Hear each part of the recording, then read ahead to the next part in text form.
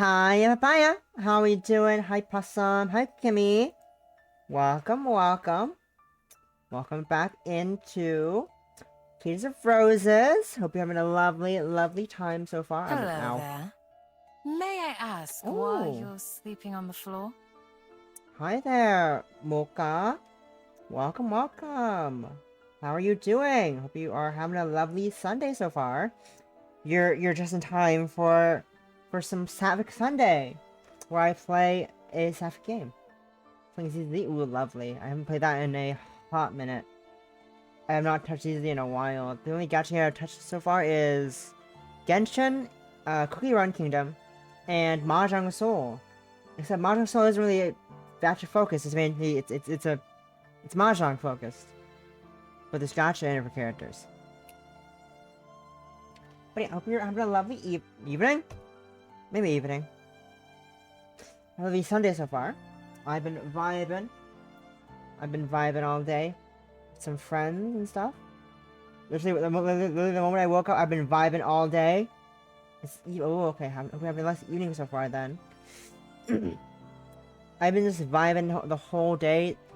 Literally, the moment I woke up, started vibing my friends in a call, and here we are now. Still vibing, you know? But yeah, welcome in, welcome in. Hope you're having a lovely time. Hope you have a lovely stay. We're playing Cage of Roses by Ebirihime. It's which is a women love women love visual novel about hot vampire lady, Magdalena, and Meike, who is not vampire, who is human, with red hair, for some reason. Not sure why. Don't think we'll ever know why. She's red hair, and that's fine. But yeah, we're gonna play. It's our third stream of it, so we're kind of we're still like close to the beginning, I think, or I could jump it back and then we're jumping into the midway, partway through. So if you're confused, that's we started this a few weeks ago. Yeah, last time we saw our lovely maid, who is not over here. Our maid made it to our fiance's house. You fiance men, disgusting. Fiance's estate, and attempted to warn and get help for Meike, but he didn't believe the quote unquote tall tale that we were captured by a vampire. But I did believe that our whole family had in fact been slaughtered by some disrespectful bandits who ambushed our carriage on our way to his estate. So there's no help coming for us, besides our maid, who might venture out and find a way to help us. We don't know yet. We're not quite sure just yet, but it's possible. But yeah, that's what's happening so far. Yeah, just gonna jump into it. We have a lovely, I'll be having whatever it is, a lovely stay. We're just gonna have some like this comfy drink, maybe snuggle up and stuff. Just have a lovely time. We're just gonna be vibing here and stuff and gaming. And I'm gonna be doing some really bad voice acting because that's what I love doing playing this game. But I love voice acting the games I play because it's fun. I love voice acting in visual novels. The main appeal of me playing visual novels is I like to voice act. The next few days passed with such an intolerable slowness that Meike felt as though she had been imprisoned in Magdalena's abode for a small eternity. This was hard, Meike, to know the precise length of her incarceration, for she had no calendar to consult. She did not even know what precise hour it was. The carriage clock in her dusty morgue of the carriage? Yeah. The carriage? I guess that's right. The carriage clock in her dusty morgue of a bedroom had been being frozen for all perpetuality at 10 minutes past midnight, or midday. During these dreary days, Meike fell into something of routine. She woke with the chirping of the birds, when shafts of sunlight were beginning to sneak through the gaps in a curtain, hitting golden grooves against the aged carpet. Upon waking, Meike would discover a tray left on her bedside, laden with tea and pastries. Her breakfast always came with a brief, imperative note written in Magdalena's now familiar hand. Eat. Meike consumed her breakfast, then set about her ablutions. Fun word, ablutions. She washed her face in the basin, and her hair, then changed from a nightgown to one of the many dresses Magdalena had kindly bequeathed to her. After dressing, Meike would try the door handle, though with little help. It was always locked. Though with little else to do, Meike whiled away her days reading. She wrote books after book, as a starving man might a plate of warm, nourishing pie. Nothing was off limits for Meike, from chilling horror tales to sweet romances, historical accounts to travel guides, philosophical tracts, or to collect philosophical tracts to collection of poetry. Meike did not much care what she read, as long as it would ease the drudgery of her waking hours. I was shocked to read English words, guys, because I'm really bad at reading. Dyslexia is great. It's a great thing to have with English novels, dyslexia. And also, with that you too fast for yourself, it doesn't help at all. Anyways, while reading, Meike was freed from her boredom and, worst of all, her worries about Henny and her own looming fate, which dwelled beyond it. During the day, Meike's hostess was conspicuously absent, doubtless sleeping in her own chambers, protected from the sunlight.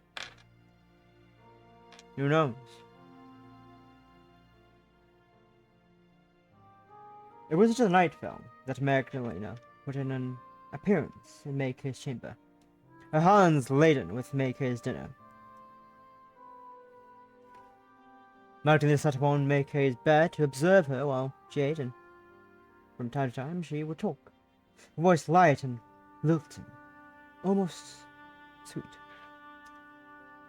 Magdalena asked Meike about the books she had been reading, and though Meike had been initially reluctant, she soon found herself responding. Part of Meike feared, if she did not talk, her vocal cords would begin to rust from disuse, much like the keyhole that sealed her window shut. She did need some opportunity to speak aloud, to assure herself that she was still alive despite all the odds. In time, too, Meike found that she was not speaking of Magdalena solely from a sense of obligation. Magdalena's company was not entirely unpleasant. When she tactfully chose not to remind Meike of her plans to eat her, that was. Which was. Not sure how many, also like. She's growing accustomed. Oh, she's. I always get that she's short. I always get that Magdalena is shorter than Meike. It's very funny when I say that. Magdalena had not spoken of drinking Meike's blood for several days. However, it seemed almost as though she had forgotten about it, content, instead, to play at being a hostess. Meike had once feared Magdalena, but as days passed, her anxiety began to wane. It was hard work being on edge all the time. Magdalena was so unfailingly polite. Meike sometimes caught herself wondering whether they might have been friends, had they met under other circumstances. But then Meike would catch Magdalena's gaze and see once more how red her eyes were, as red as violence. She would start. Magdalena had not killed her yet, but she surely would. Someday. Someday soon, perhaps. She would tire of talking about ghosts and Schlegel, and Ackerman. But then she would show her true colors.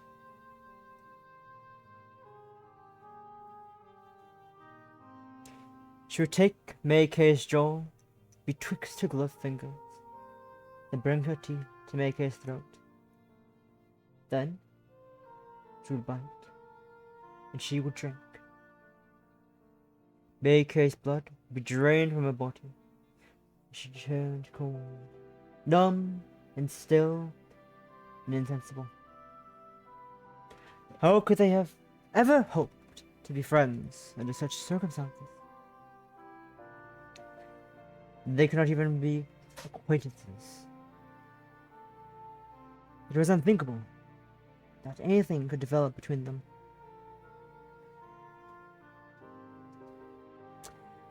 They were nothing but a captor and a captive, a jailer and a prisoner.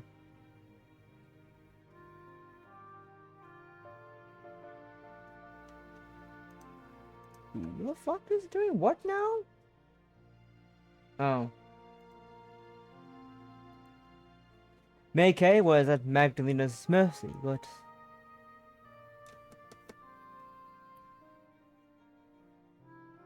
sometimes when Magdalena spoke to her, Meike thought that she could detect something in her gaze which spoke not of bloodlust, but of loneliness. It was during times like these that Meike thought they might have been so very dissimilar after all.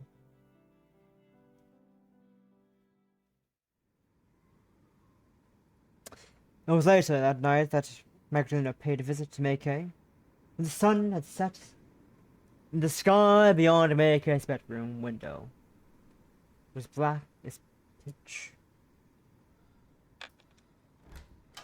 Magdalena looked unusually apologetic, and as she left herself with Meike left herself into Meike's room, the light shuffling, the footsteps, and the familiar clink of the doorway, which was locked behind her. After slipping the key into her pocket, she turned to face Meike and spoke.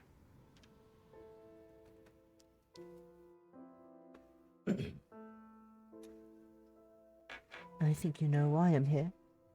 I put this off for much too long as it is, and now it's time to take from you what I want.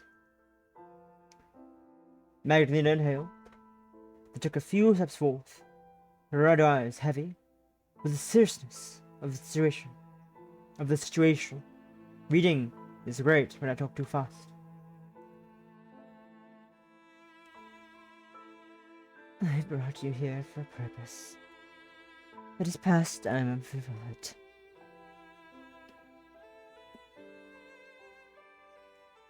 I must confess, however, that I do not feel at all good about treating such a lovely young woman so roughly. Typically, I pursue bandits and highwaymen, brigands who are disturbed at every iota of misfortune I inflict upon them.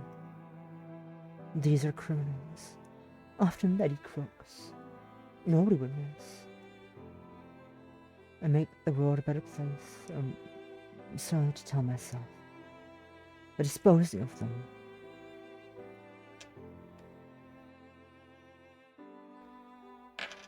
But I cannot tell myself same in regards to you. This is the first time for me, so forgive me if I am somewhat awkward.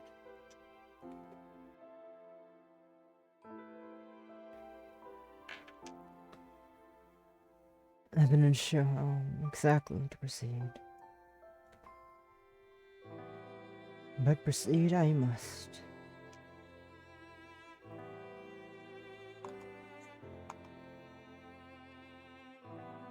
Let's recalibrate the camera.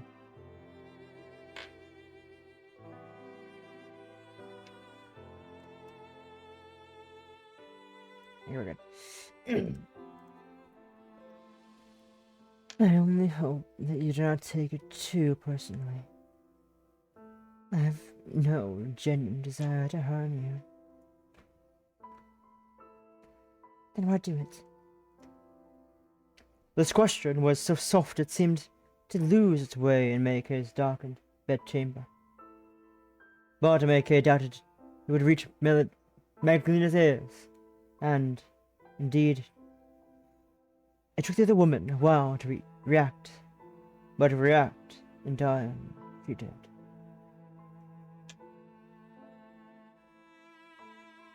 I do it because I must.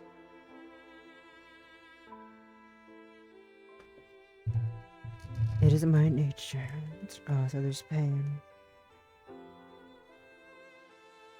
Preying upon humans is simply what my kind must do, if we wish to keep on living. Try not to worry over it, though. If you can help it, I'm not sadistic. I won't cause you any greater pain than I need to. And I won't kill you either.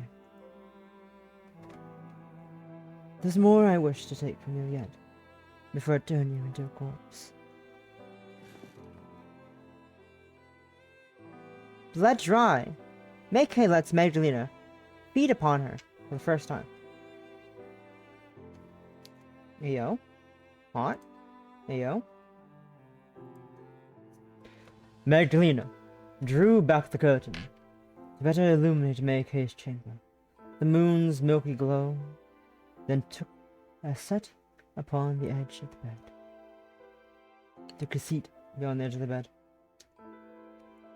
The vampire reached for Meike's arm, her gloved fingers slicing through the darkness. But it soon seized about Meike's wrist, as firm and immovable as steel. Her grip was hard, yet she was surprisingly gentle when she turned Meike's arm upwards to reveal the white skin of her palm, her wrist. Meike had always been pale, yet she appeared even more so in the moonlight.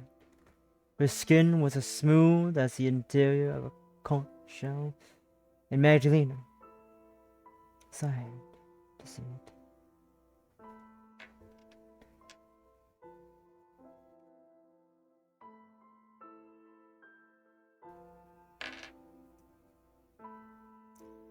You are pretty. It almost seems a shame to mark your skin so resilient.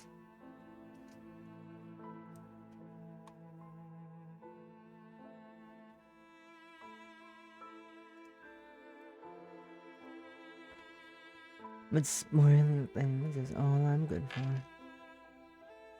At least you'll be able to hide your injuries beneath your sleeves come the morning's light. What? Meike looked at Magdalena, her expression uncomprehending. Magdalena was only inches apart from her. Her face was so close Meike could see how Magdalena's eyelids trembled. Magdalena was devoid of all the self-righteous pomp with which she usually conducted herself.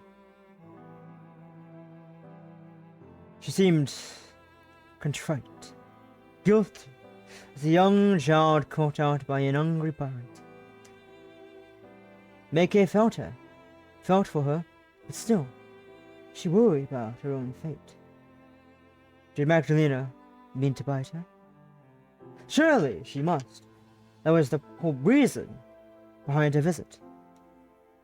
At so late an hour.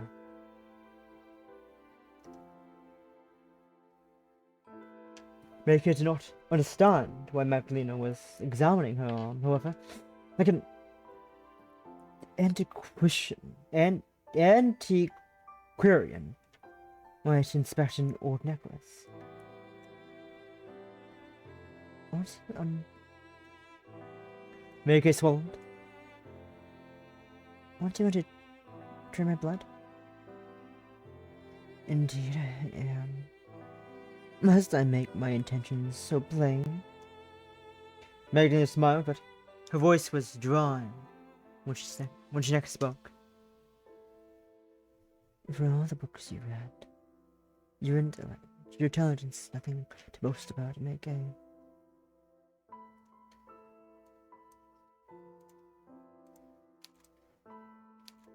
I just thought I would clarify.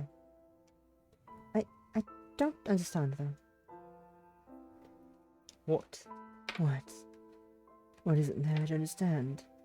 It is quite a simple process to apprehend, really. Observe.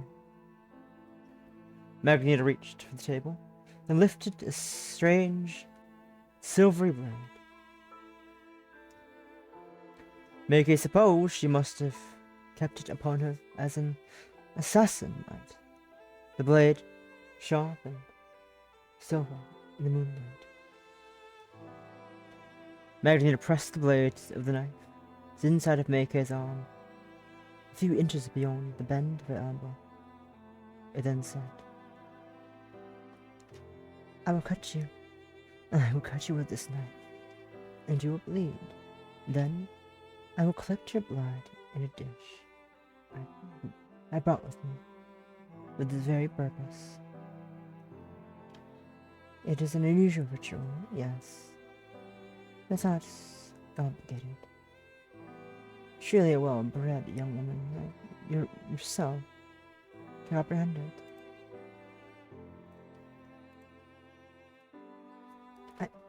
I understand, but... Meike gasped, her breath catching in her throat, as Magdalena pressed the knife's edge to her skin.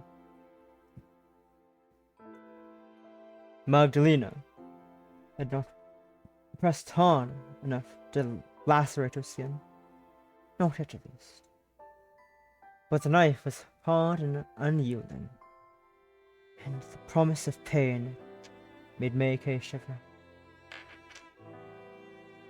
I thought you'd be biting me, not cutting me. Meike looked at Magdalena's mouth. Her fangs were obscured, hidden beyond her pursed lips, but Meike had seen them often enough to know how sharp they were. Magdalena's teeth had been made to rend human flesh. Why then would she resort to a knife? It seemed an unnecessary layer of obfuscation to the act of bloodletting. Perhaps it was to assuage Magdalena's guilt about what it was she was to do, or perhaps...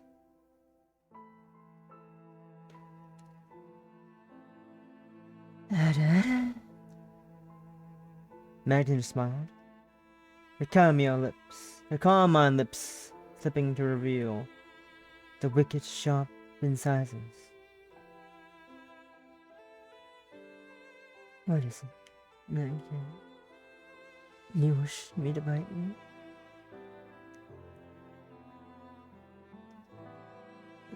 No, that isn't it. I don't wish to. Of course I don't. But I thought that was what vampires were supposed to do. Is that not what you're known for? I suppose we are in all the folk stories and legends, but I prefer a more pragmatic approach. Pragmatic? Magdalena nodded. It's much more practical to cut me. The wound will be easier to clean and will heal more quickly. It will be less painful too. You will thank me for my reticence, I'm sure, when you're finished here.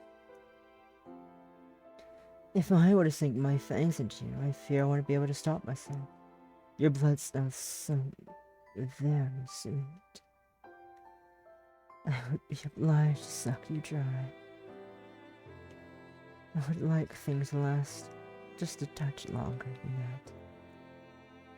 You don't wish to be drained of all you have in one single session, do you? All the build-up will be for naught then. Meike shook her head, shivering.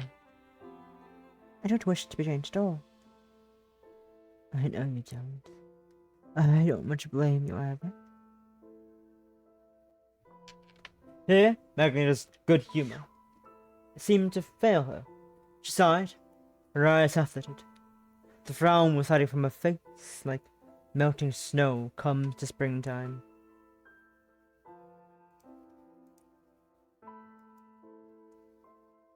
I don't much want to do this either. But I have no choice, as I said.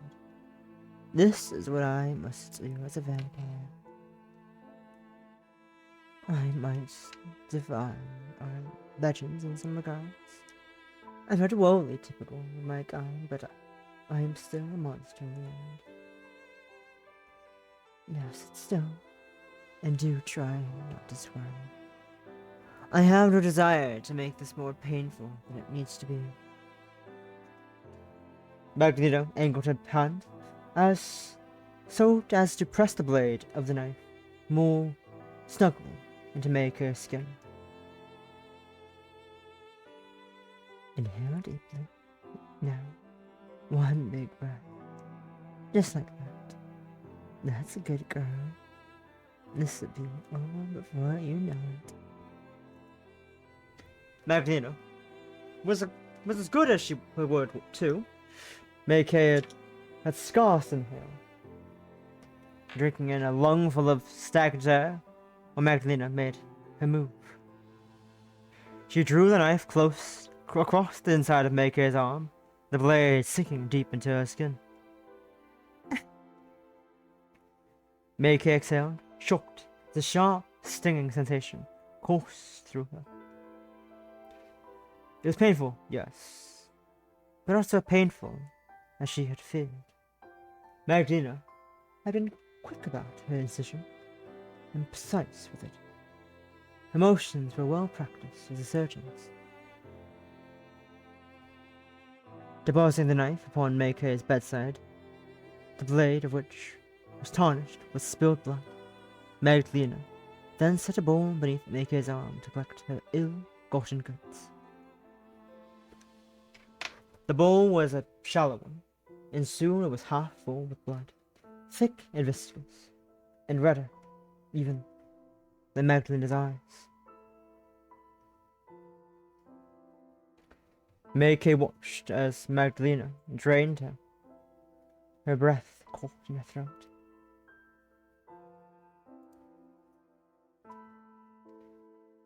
She could feel the pain. By God, it stung.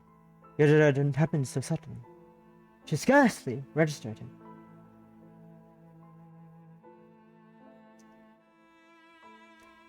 She felt no sense of loss as Magdalena drained her, nor any real wrongdoing.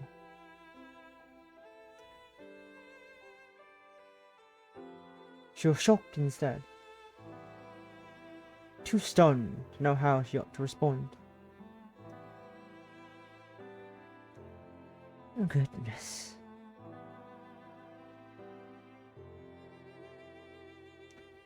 Magdalena sighed as she observed Maike's blood, which was pooled to the bottom of the bowl, like a profane offering to a pagan god.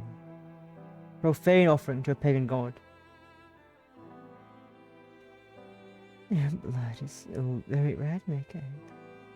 It is so very pretty. I suppose I could try a drop or two of it myself, to see whether it tastes as good as it looks. But no, I must abstain. That ought to be enough. For tonight, at least. You bled well for me, Meike, and you bore your burden with the grace one might expect a true noblewoman. You did not even scream, though I saw you inside. I ought to commend you for that. Men stronger than you have screamed when faced with far less.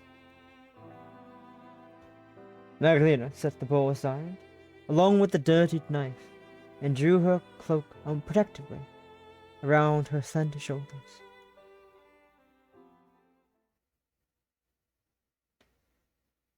Meike was afraid, for a few moments, that Magdalena meant to leave her already, the task fulfilled. But no. Magdalena rose, once again, drawing shut the curtain, almost as if she could not bear to let the moon witness the pain she had wrought upon Meike. The scene is completed. She turned her attention to the basin which rested upon the writing desk. The basin was filled with water from earlier this morning, which Meike had used to wash her face. That was cold by now. Magdalena drew from her pocket a handkerchief, which was dipped into the cold water in the basin. She turned back to Meike and introduced the damp cloth to Meike's cut. Meike hissed to feel the fabric against her wound, and Magdalena replied with a small smile. I'm sorry, Meike. I know this hurts, but please, try to bear it. It's for your own good.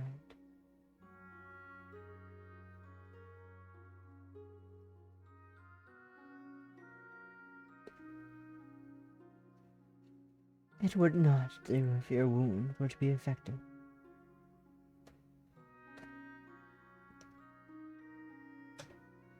Magdalena dabbed Meike's wound as carefully as a nurse might her head bowed. Meike watched her work, frowning, her skin tingling both at the pain and at the unusual gentleness which Magdalena was displaying. She did not know how Magdalena could touch her so carefully when, only a few moments prior, she had slid the blade of a knife into her flesh. It was awful. It was an awful contradiction, one Meike did not understand at all. Why? Meike gasped, while her cut stung. Then she tried again. It was barely more than a whisper. Why are you acting so kindly? It seemed unusual. For a vampire.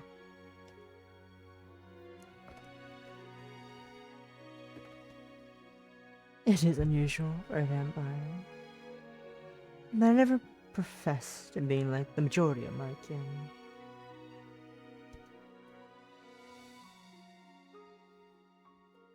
I hope I have not proven to be too much of a disappointment.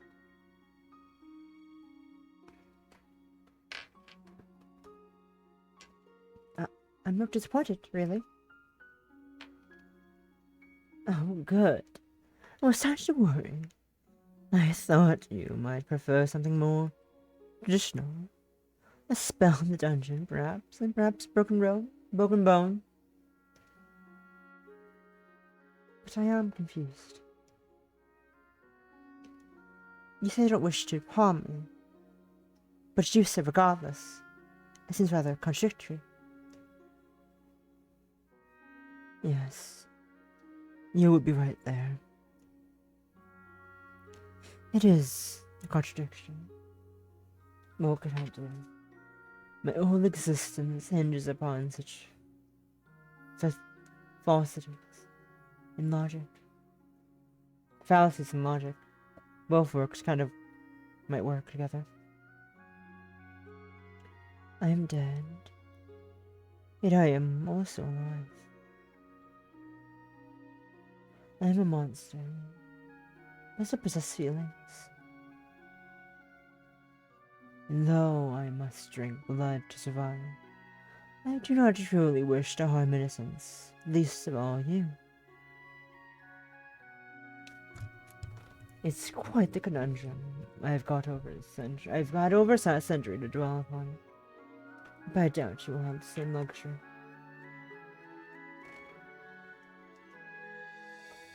You humans aren't particularly durable.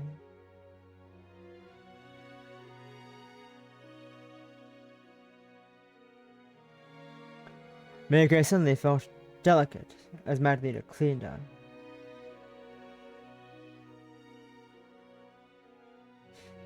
Magdalena was being gentle, but the brush of her fingertips made her shudder regardless. She simply could not help herself. Once satisfied that the bleeding stopped, Magdalena drew back and deposited her handkerchief back in her pocket. Drew both the knife and the bowl of Meike's blood, which had laid to rest upon her bedside table. She turned to the door. Now, I must depart. Sweet dreams, my dear Meike. If you're able to sleep, of course, over the excitement of the night.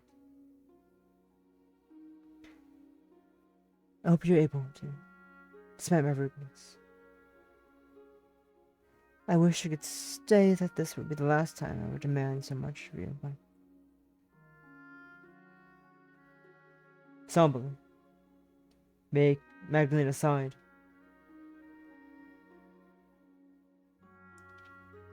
I do not want to lie to you, or give you false hope.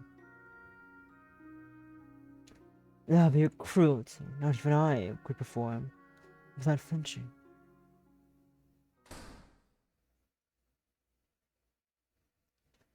It was with this final remark that Magdalena finally departed.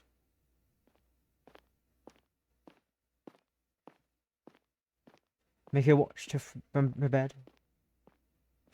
Cradling her arm in her hand, she left the room, the door closing behind her with a thud. Meike listened as Magdalena's footsteps, feather light, proceeded from beyond her bedroom door. They vanished altogether.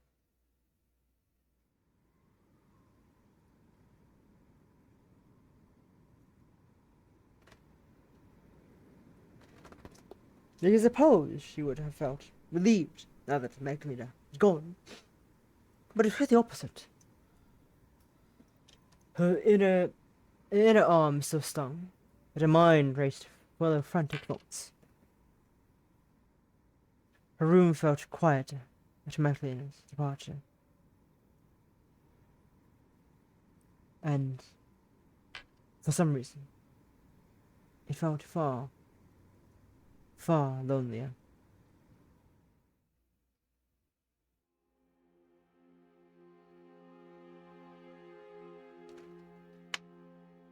Well, Meike, convalesced that night. Convulsed? No, not convalesced. Okay, convalesced, I guess. I don't know. Convalesced that night. Weary by Magdalena's visit. Magdalene herself could be found in a dark bed chamber, sitting at the bedside of a shadowy figure. Magdalene held the bowl in both hands, which is full of viscous, sticky liquid. Dark red, actuality, but rendered almost black in the darkness.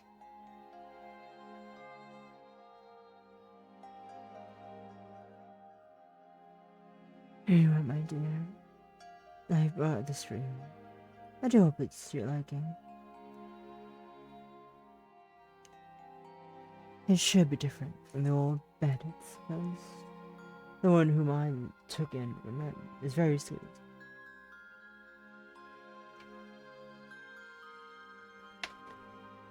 I would be surprised if her blood is similarly sumptuous. You'll like it, I'm sure of it. In fact, I know you're hard to please, but do not even. You can try your nose. You can turn your nose up to it.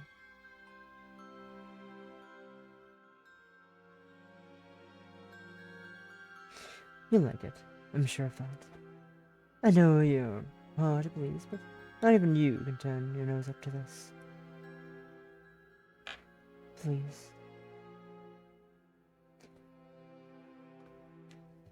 Magdalena's voice wavered. She sighed, and sadly, she looked away. Drink it and be satisfied. I can't give you more than this. Not for tonight, at least. I fear I might have taken too much already. I don't want to hurt her, but...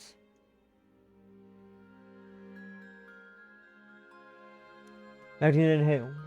Her eyes, which were accustomed to the dark, narrowed. Her red pupils roving over those of her charge. I would do it, you know, for your sake. I'll do anything for you.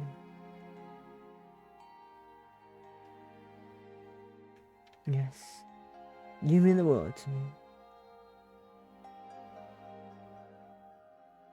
I just wish. I wish I. Oh, I wish. Magdalena shivered as her beloved began to sup from the bowl she offered. Their head bowed, lips parted, like a hungry animal. I just wish I didn't have to be this way.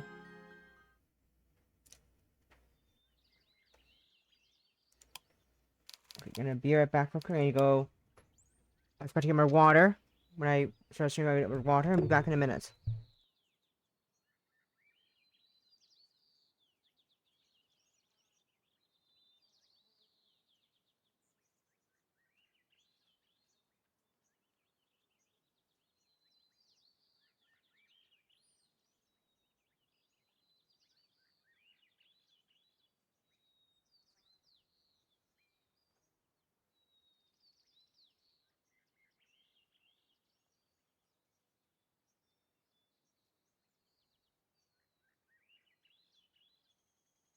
I was just thinking that you look like the sort of person who would enjoy one of our fairy kiss chillers.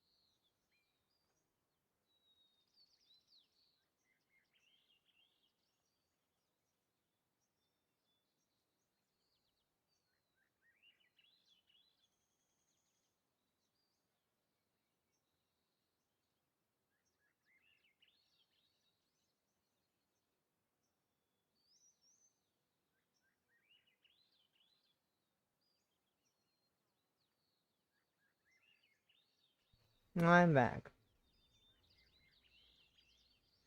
That was... What was that? Now? Minutes ago?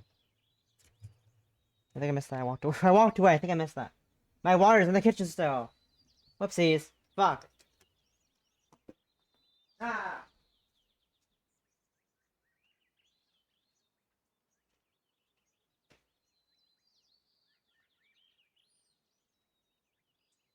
Okay, if I give it difficult, if the water's in the kitchen. Law? I return. I have no water. I have the water to hydrate with. Thank you. Make me the hydrate and stretch pass on. And stretch. Give me a second. I need to do something real quick. I'm still here though. Just need to quickly do this. This. No, that's fine. Actually, I need to turn that down.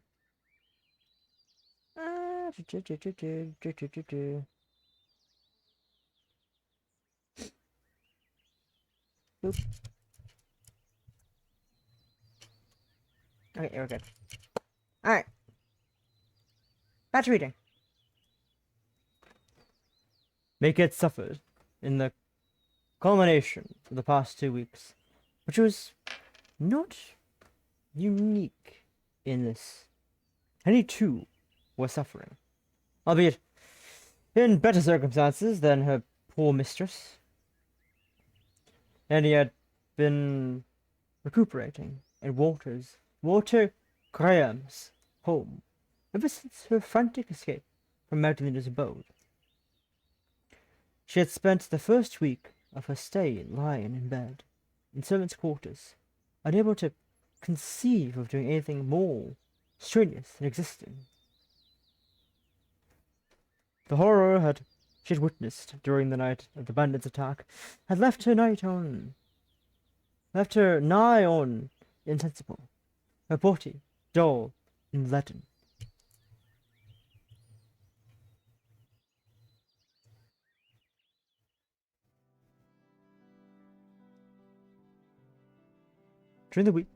During this week, the local constabulary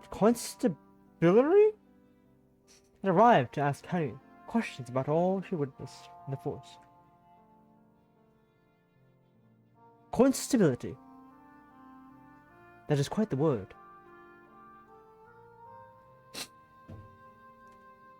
And he had answered it as honestly as she could, or at least as honest as Walter had permitted.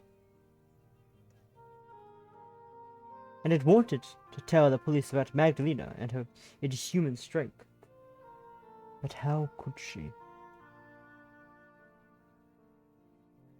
If Walter had not believed her, it seemed very unlikely the police would, particularly when Walter had a vested interest in Meike's affairs. Surely, as a revered groom-to-be,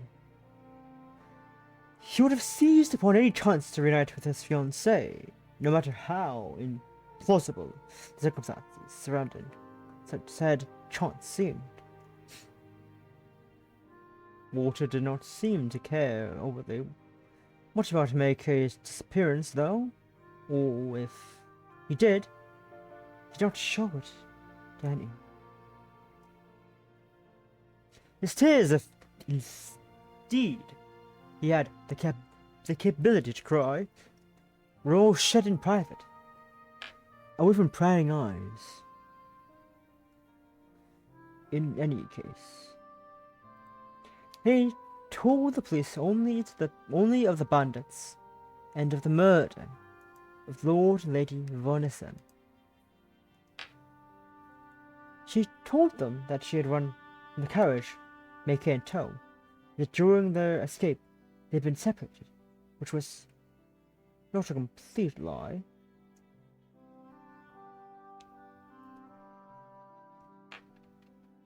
It was very late tonight. See, and foggy with it. I could hardly see nothing. I was holding Lady Make's hand, but I was so afraid I ran off and ran overhead. When my senses had returned, I stopped to look behind me. I couldn't see Lady Make anywhere. She just up and vanished. The pair of police officers had asked Henny if she had heard anything, suggesting a struggle or her mistress's scream. But to this Henny suddenly shook her head.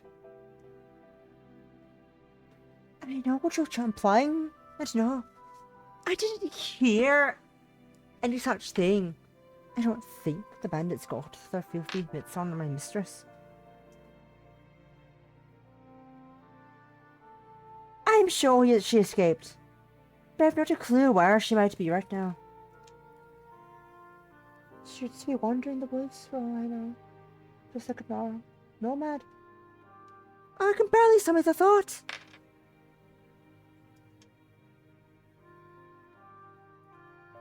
My poor mistress deserves much better than that. Please, good sirs. I know my mistress is still alive. She must be. Lady May might have looked delicate. She was surprisingly strong. She was quite a tomboy when she was little.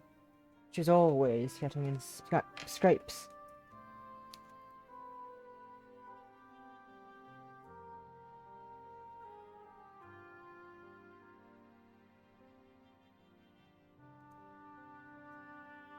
Oh, and like that wouldn't simply die. She just wouldn't. Impossible. And he asked the officers to search for her beloved Meike, and they assured her that they would do everything in their power to help. Surely. It's bad of By divine providence, your mistress is still alive. I was right the first time. If by divine providence your mistress still lives, then we'll find her. Searching for missing persons is our job. You've no need to trouble yourself on the matter further. Fräulein.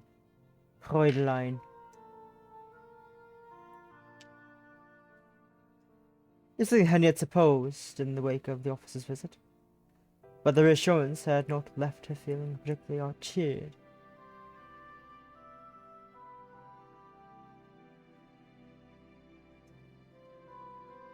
And he had been able to tell that the constable, like Walter, thought that Meike was the lost cause. And he did not doubt the local constable would send some officers into the woods, search for a body, but their perfunctory efforts would fail. They would find Lord and Lady Von Essen slumped in their carriage, but Meike would be absent.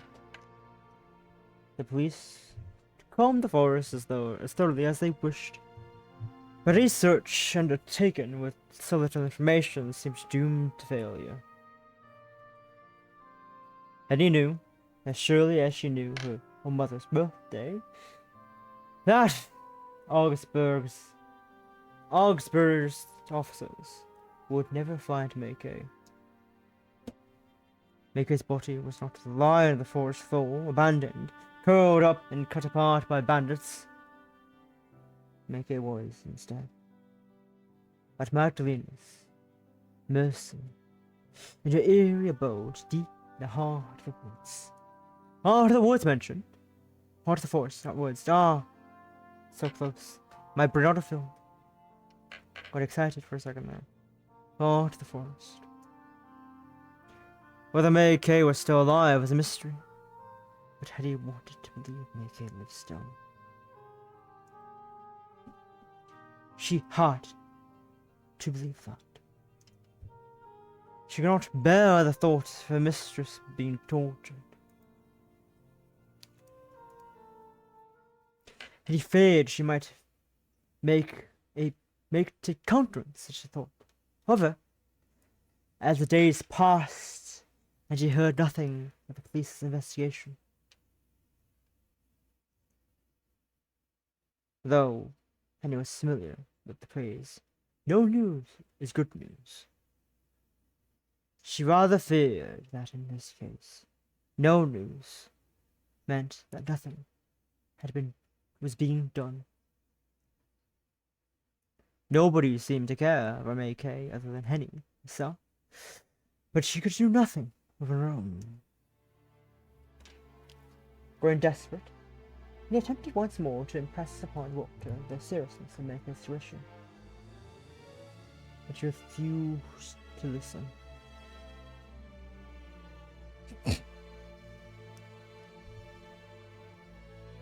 You would come into my office and talk about bloodsuckers again?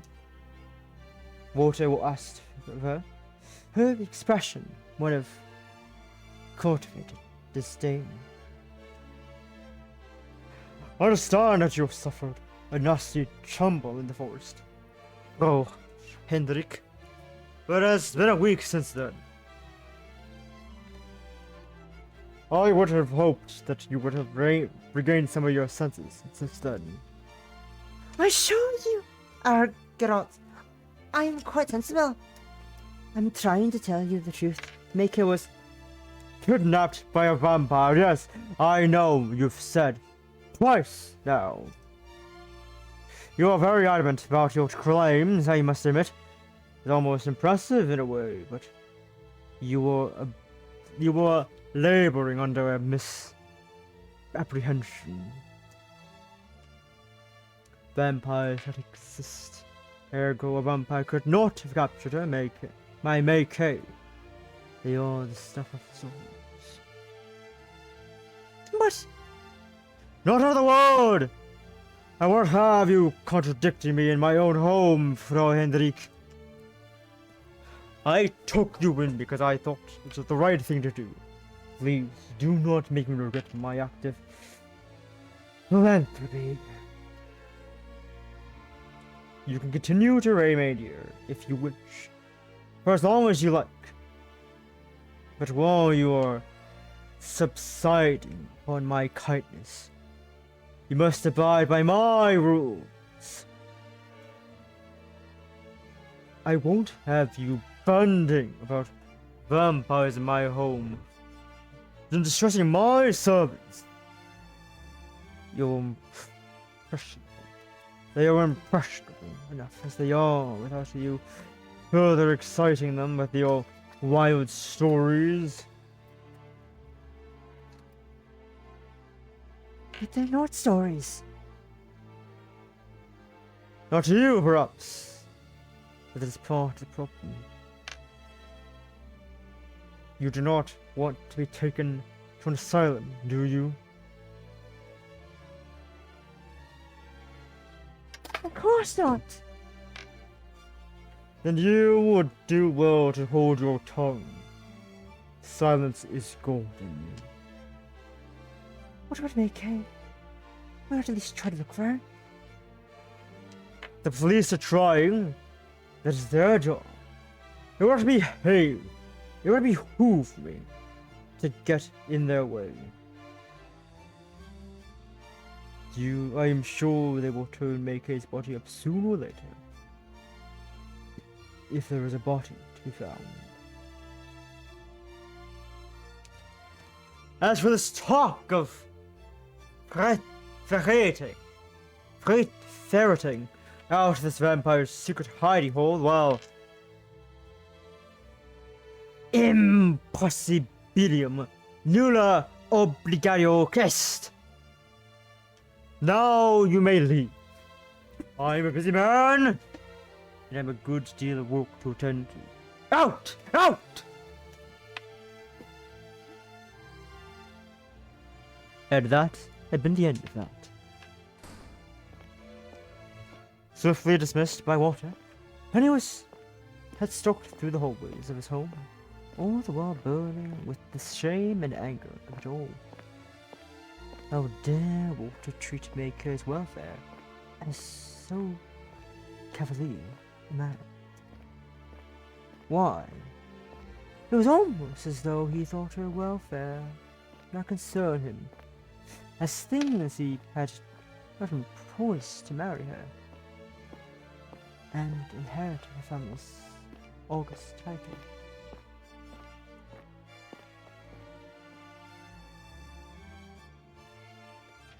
That Meike had thought bitterly, as all well, or was all Walter had ever cared about. He had not loved Meike as she did, because Meike was Meike. He had loved Meike all for her status. He had loved her, because she was a Von Essen. Oh, how quickly love can vanish, when its foundations were so flimsy.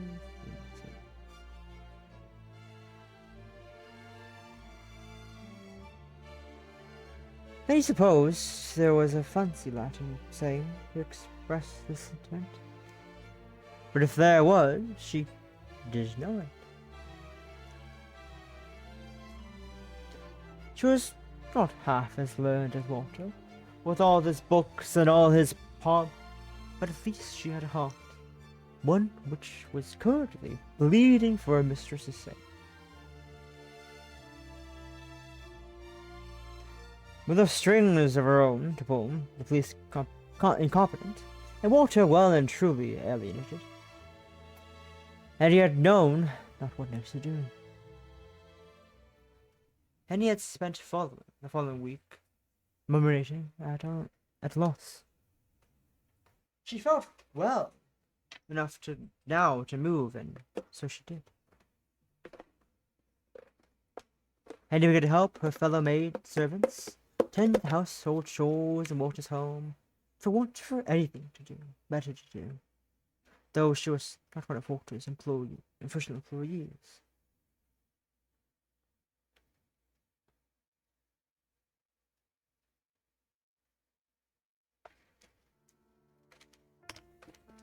Moving her hands gave her some relief from the thoughts which whirled in her head. And Penny was acquainted enough with housework that those mundane repetitive tasks were almost welcome. Beating carpets and polishing banisters reminded Penny of a simpler, happier time, and she'd work with Lord and Lady Von Essen. During her breaks, I sneaked into Meike's room to play cards with her. Meike had always lost at cards. She had been hopeless at it. Her ability to tell lies had been almost non-existent. But she had told many lies for Henny's sake.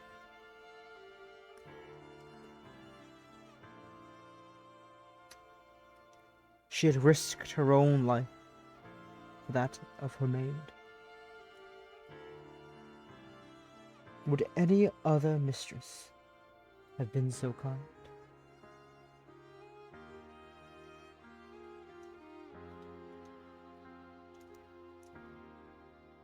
Henny had not imagined I make his mother. The indomitable Lady Von Essen would. Who was a kind of woman who would have drowned puppies to save her own neck. Not that her ruthlessness was mercy upon someone's soul. Ruthless calculations had done her such good in the end. She had died, and Meike had not.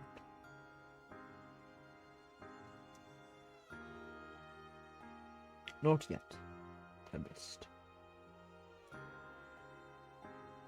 That was what Henny hoped. With each day that passed, however, it grew harder to cling on to this hope of hers. It began to look rather fragile.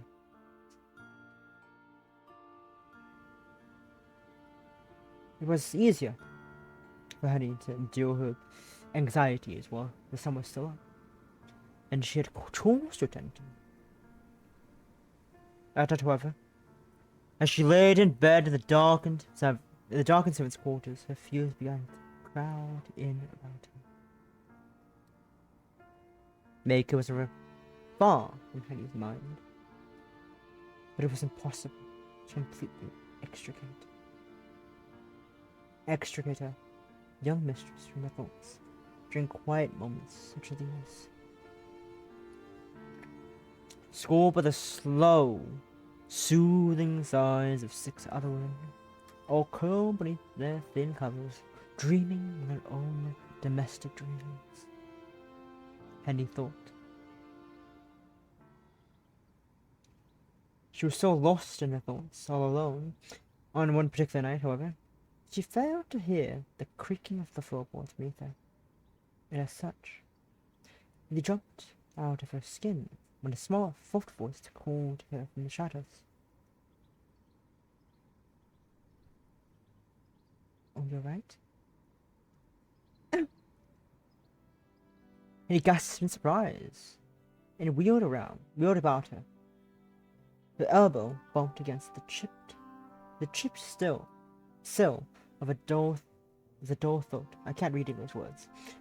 The collision of elbow against the window sill was a loud one, but Hayes' resultant cursed were louder still. "Damn it! Damn it!" A couple of maids shifted at this. Their eyelids fluttered, but they did not wake. Not a single one of them. They must have been exhausted by the tasks they had performed day in, day out, under Gertrude's watchful gaze. Walter Gross might have cared much for his missing fiancée, but he cared a good deal about the running of his home, and in order Gertrude to be exacting in her duties as her housekeeper.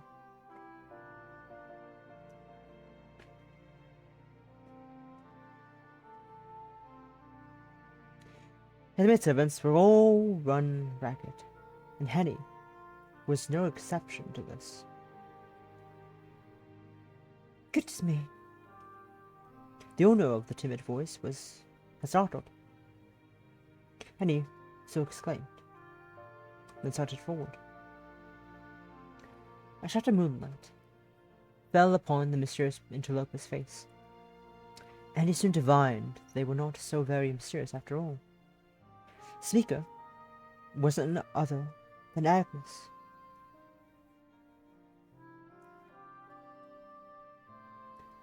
Agnes Becker was a small, slender thing, with 15 to 16 or 16 years of age, with a shock of fiery red hair, rather like Meike, that did not at all match her reserved personality.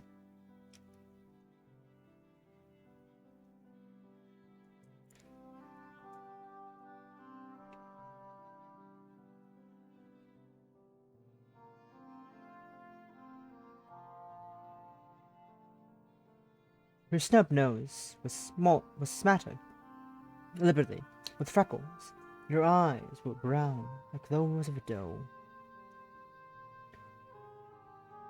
Henny had made little effort in ingratiating herself with Walter's servants. Ingratiating. It seemed a waste, given she had no intention of remaining in this household. She had grown rather fond of Agnes, despite her, during the last few weeks.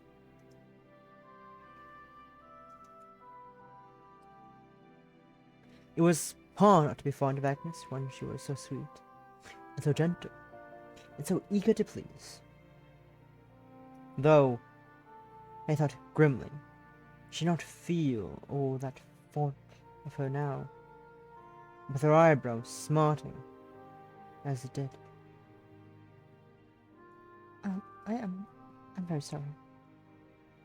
Agnes mumbled this apology to her feet, fingers twined together at her front. She's wearing a nightgown, a white shapeless thing made of flannel, that appeared several sizes too large for her, and swamped Agnes's diminutive form, making her appear even smaller than she already was. "I didn't mean to start at you. Only saw that you were awake, and I'm also awake, and as you can clearly see." "Yes, I could see. It might be dark, but I do have eyes. And ears alongside them. No, of course, I'm sorry. That's silly me to say. I always seem to say silly things. They're the maids must have poor brains, and maybe they're alright. Maybe they're right. You idiot. Her mind calls me. I think she's right. But I'm getting carried away. Sorry. Alice flushed. Her whole face seemed to catch fire. Her cheeks and her hair a bright, striking red. I was just finding hard to sleep myself. I've been here all the time. I've been here all that long, and I'm missing my parents, and but that's not important. I just wanted to talk to you about you, not about myself. I wanted to talk to you for a while, actually. If you don't mind, that is. Well, it depends on what you want to talk about. Oh, well. I hope this doesn't seem like too much of an imposition. I don't want to pry, really.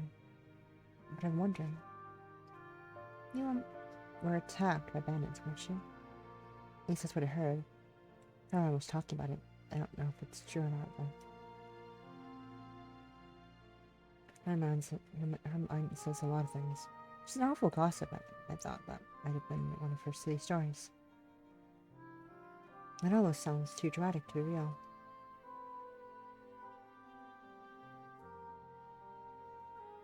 He surveyed Agnes, mutely, for a few moments, unblinking.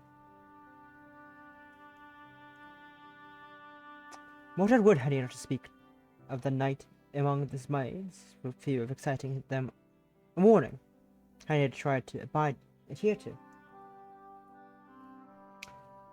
She possessed no desire to make an enemy of Walter Geralt, and when she had been hoping to form an alliance with him.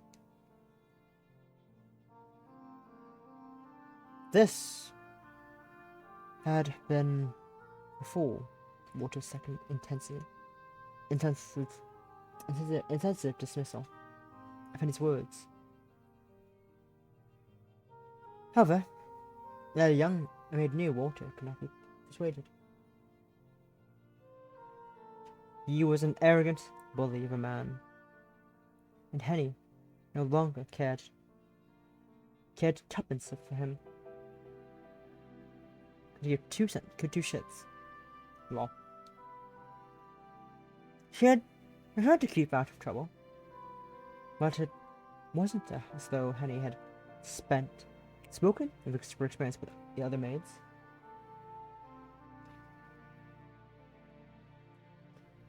She'd been stony-lipped about the night the bandits ransacked Lord and Lady Von Essen's carriage, and about her and Meike's escape.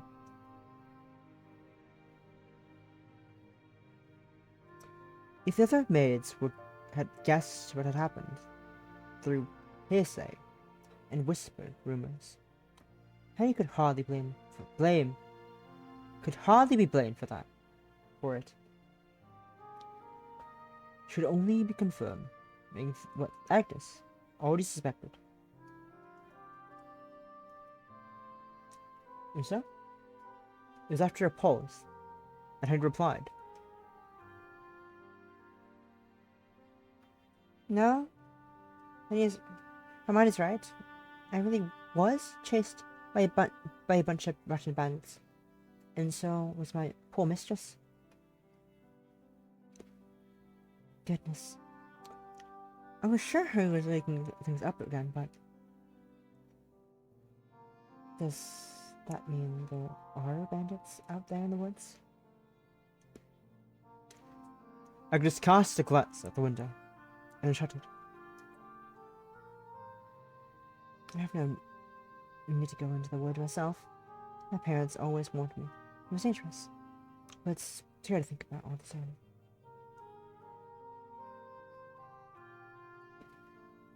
It was scary. It was scary to live through it too, I assure you. But I reckon it was much worse for my mistress. Oh, yes. I'm sure it would have been. I'm sorry, I'm glad you're right. Your mistress. That must have been difficult. It was, yes. It still is. Do you think about her a lot? Every single day. I see. I'm sorry for asking so many questions. I'm just curious as all. I'd never met anyone who was to talk about it before. It must have been terrifying. I just hope you don't seem tactless.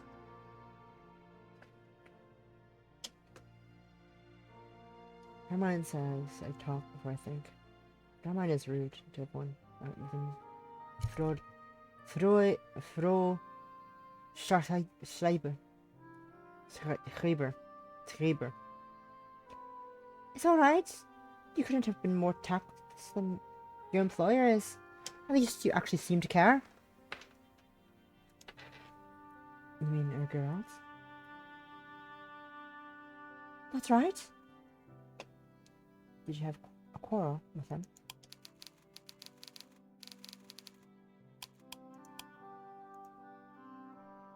Man says he'd been shouting at you in the office last week, but I don't know if I could believe either.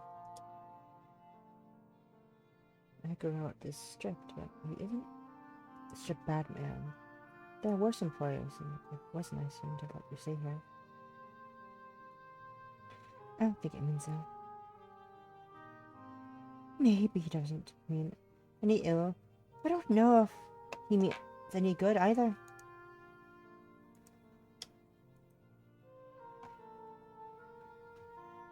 Edgar Rhodes only seems to care about Edgar Rhodes.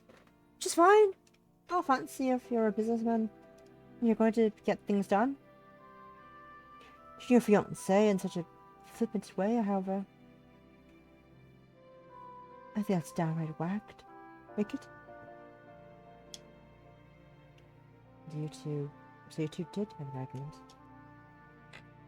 We did, yes.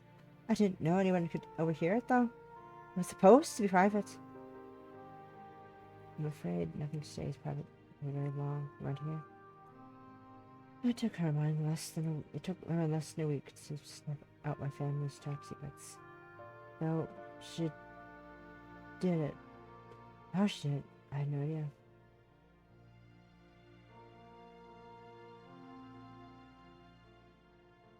She seems to know about absolutely everything that happens in this place.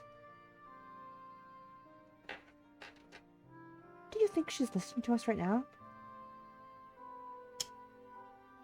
And he glanced at Herman's bed, which was located next to Agnes's, a second along for the window.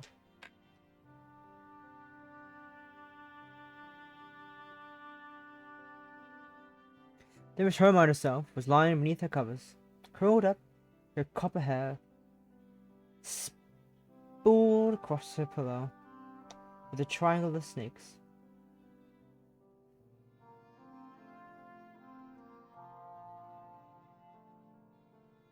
I spoke little of the maid's underwater's employee, but even she was aware of Hermione. She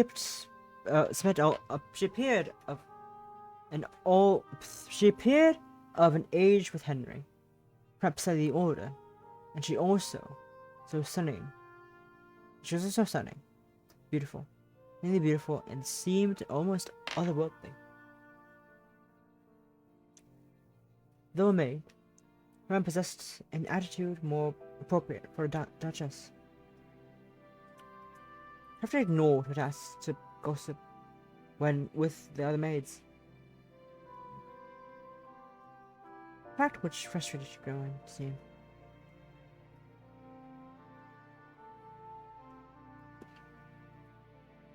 Richard was forever being stern, having said words, Hermione, who never seemed to take care of it, to give it to heart.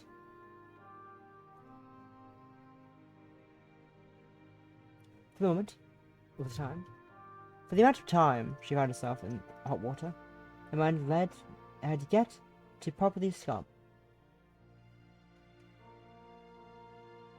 Scalded. I mean, perfectly scalded. Properly scalded. I can't English words.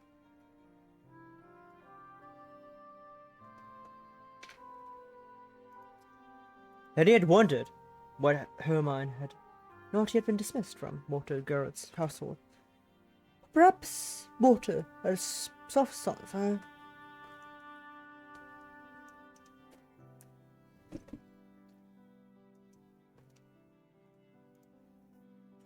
It wasn't hard to see why.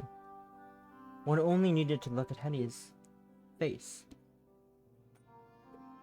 Hermione's face.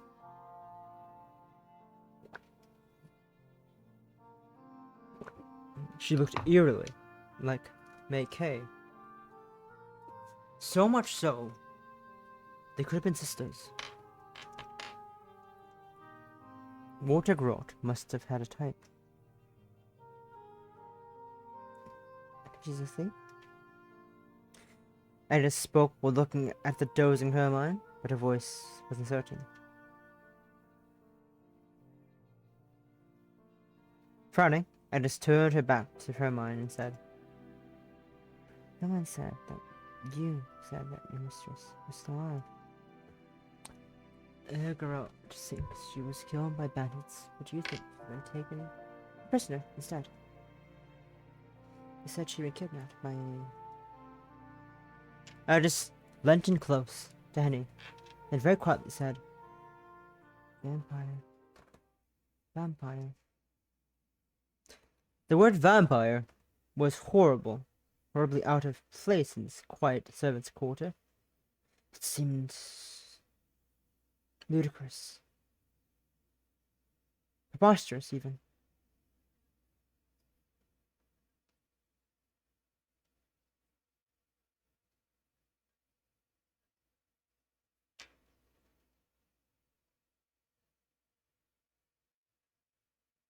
He must have appeared crazed when she had begun spatting upon such grisly subjects which were unfit for ladies and to dwell upon.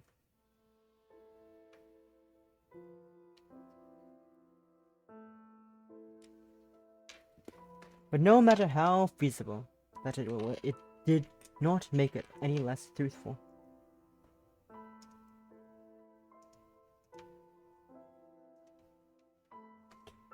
Yes, that's exactly it. I know the vampires exist. I've seen one with my own two eyes. I can't let anybody deny that. Not even Walter's bloody Gerard. Even if he thinks to be touched in the head. I'm not crazy.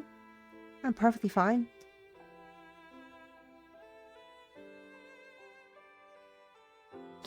A vampire kidnapped my mistress. She kidnapped me too. My mistress convinced her to let me go.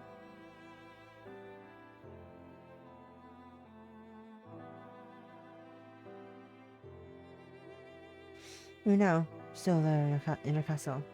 But that awful vampire! Just God knows what. I gave risk to her life for my sake.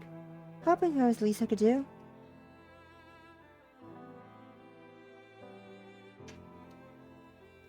What's the least I could do? I tried to talk to her about it around. But you won't see reason. He threatened to send me to an asylum if I keep up this talk of vampires. And then I really will be in a pinch. I'm trying to be smart with Meike's sake. But I haven't the same foggiest of what to do next. Struggling to read English words. It's great.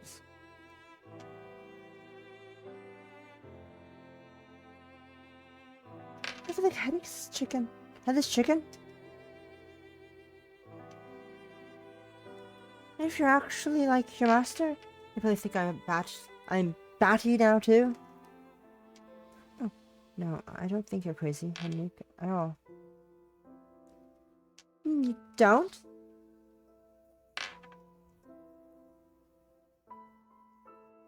No, you must be crazy with concern about your mistress. But I can't blame you for that. You must love her a lot to fret this much.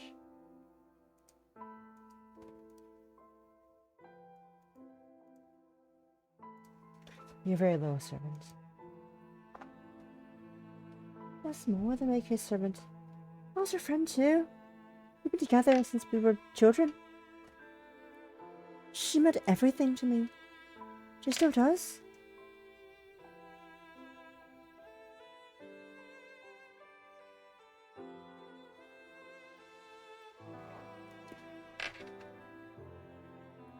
And I save her more than anything. We keep running into dead ends. It doesn't seem like anybody in this place wants to help.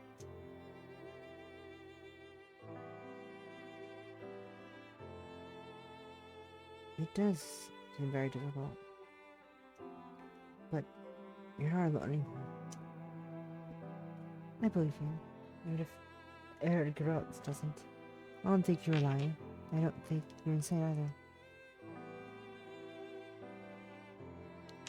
That's why I want to talk to you, actually. It's because I heard about the vampires and Agnes, doe-like eyes, filled with desperation, as she said. I had to check first. Make sure Tamara wasn't telling the truth. No. No. No. Now, there's some truth to the rumors. I'd like to try and help me.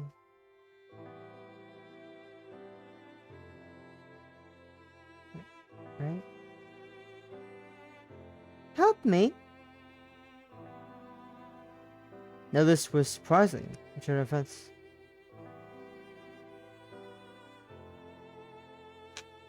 I didn't expect it that Agnes would be so willing to swallow her frankly unbelievable tale of bloodsuckers, nor that she would offer to aid her. Was this aid and what does aid entail? However, it's mystery.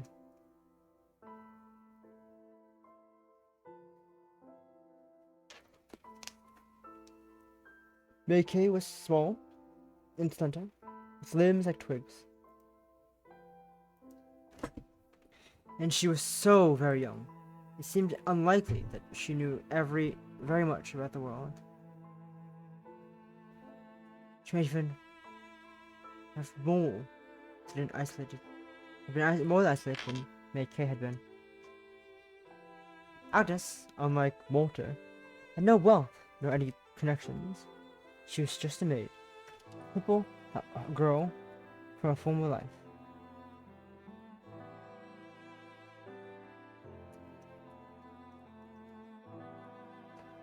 Well, it was nice.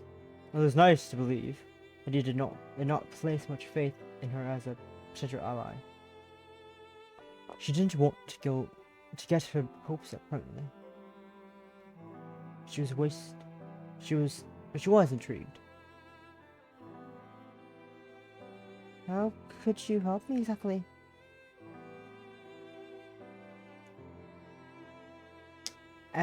Agnes must have been the apprehension. Must have heard the apprehension in Lindy's voice. So what's more, she blushed. Oh no, you misunderstand. I wouldn't be helping you. Not directly, at least. I'd never be able to do best a vampire. I know something if you want, you can.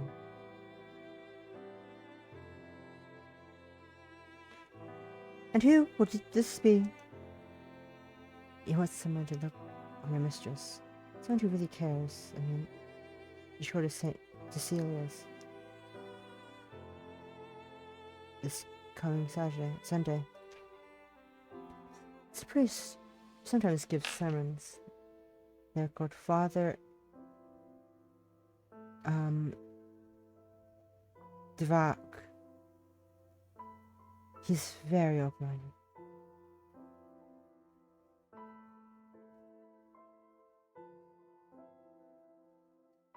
Sorry. Oh, there's a priest who said he's he's very open-minded. I'm sure he would listen to your concerns, but without questioning you. He must be very open-minded indeed. Just one of those stories about vampires, good faith.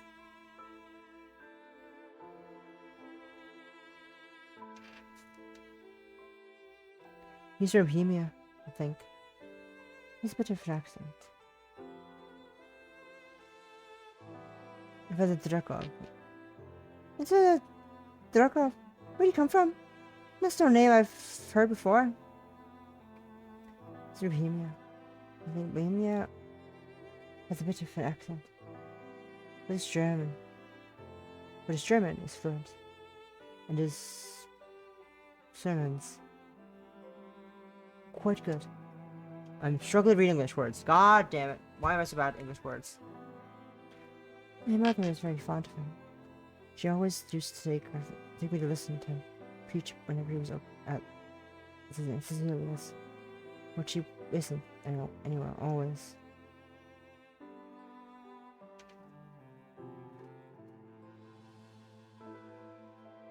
Make sure to hydrate, possum. And hydrate.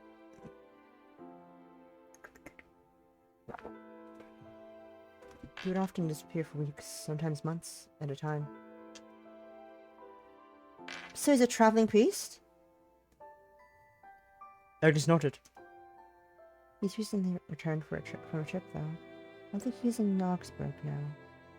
We should be able to see him this Sunday, but at least I think we should. I'd be disappointed if you can't. I'd mean to attend his sermon this Sunday too. You sound very fond of this Bohemian priest. Oh, I am. I can't sing Father Drakov praises enough. He's a gentleman. He helped my mother a lot, you see. After my father...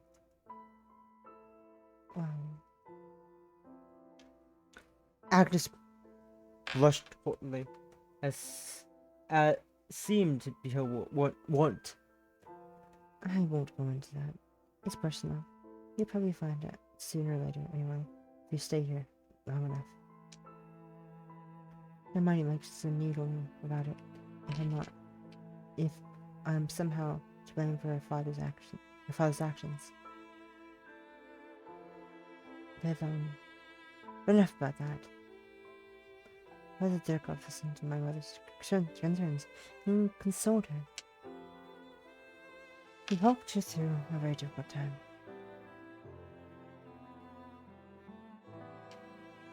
Whoops. I'm sure he'll be able to do the same for you. He sounds like a nice man. Isn't helping with family affairs rather different from hunting down vicious vampires?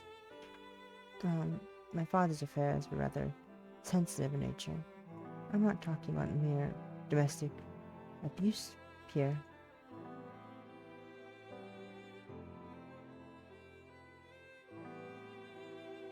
It was a complicated matter.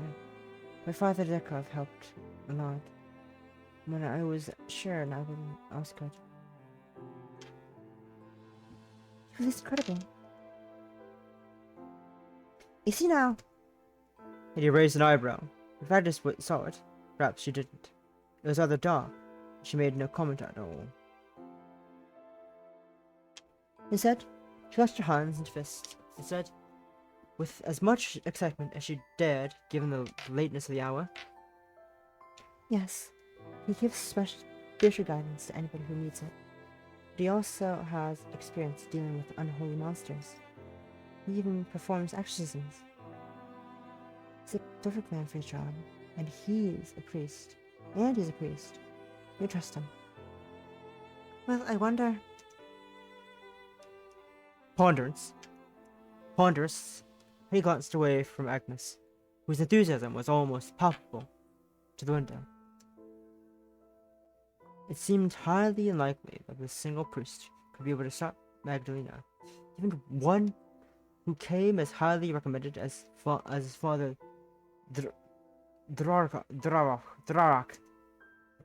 Dorok. And he had seen how Magdalena had torn those bandits limb from limb, the blink of an eye. It would take up a whole fleet of men to stop Magdalena. It would take a whole fleet of men to stop Magdalena, and it was doubtful whether even that would be enough.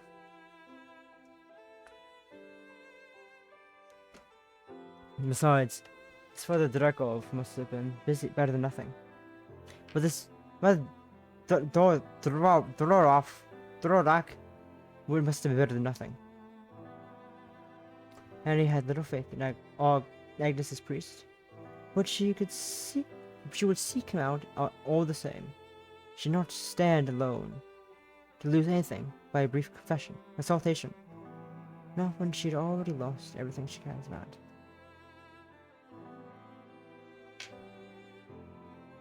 Alright then, let me speak to this highly esteemed father. Perhaps he can help. I dearly hoped as she gazed at the night sky, she had not left too late. I can't read English words. English words.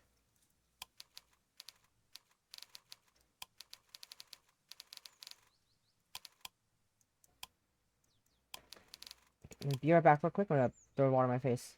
Something. Be back in a minute.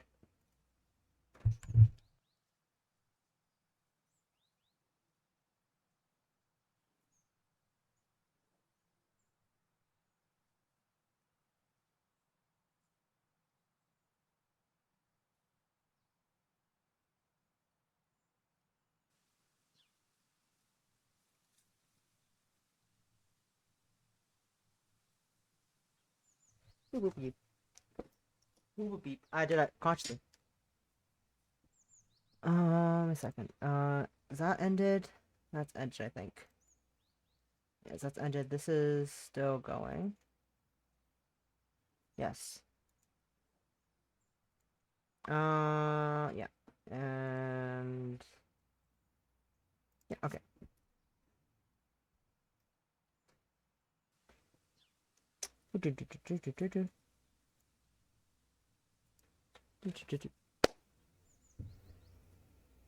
Meike felt weary when she woke the following morning, exhausted after a night of uneasy sleep which had been broken up with bad dreams. The gash upon the inside of her wrist still stung, though it had stopped bleeding. The gash was not particularly large, but it showed up starking on Meike's skin, a thin ribbon of bright red, which intercepted the whiteness of her arm.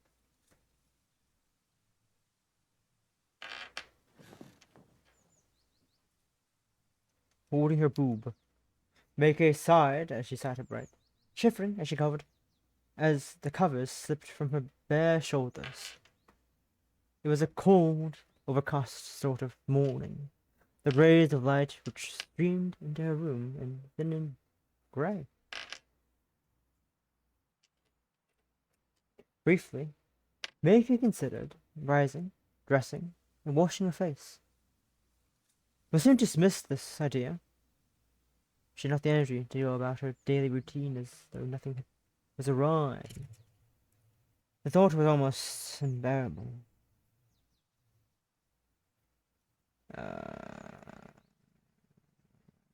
Nothing important. Nothing good.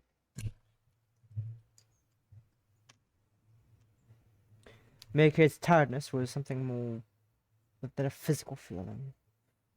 It was entrenched within her mind, deeper than the tangled knots of roots which fed the mightiest oak trees.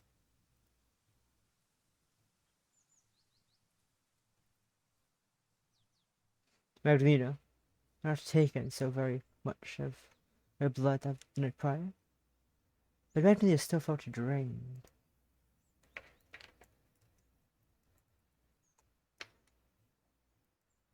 Why is this game so cheap? It's on sale. It's on sale. Wow, it's 94%. Oh, wow. Sorry. What's the difference between these two? Looks like I'm being distracted by something. I'm being distracted!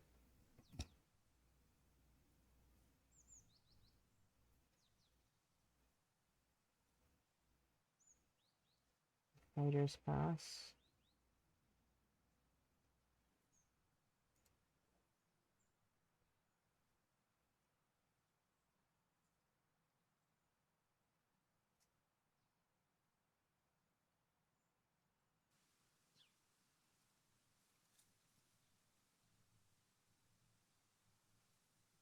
How long is this sale going for? Into the sun. Okay, it's fine. Anyways, that's right. Check something real quick. Not important. Not important.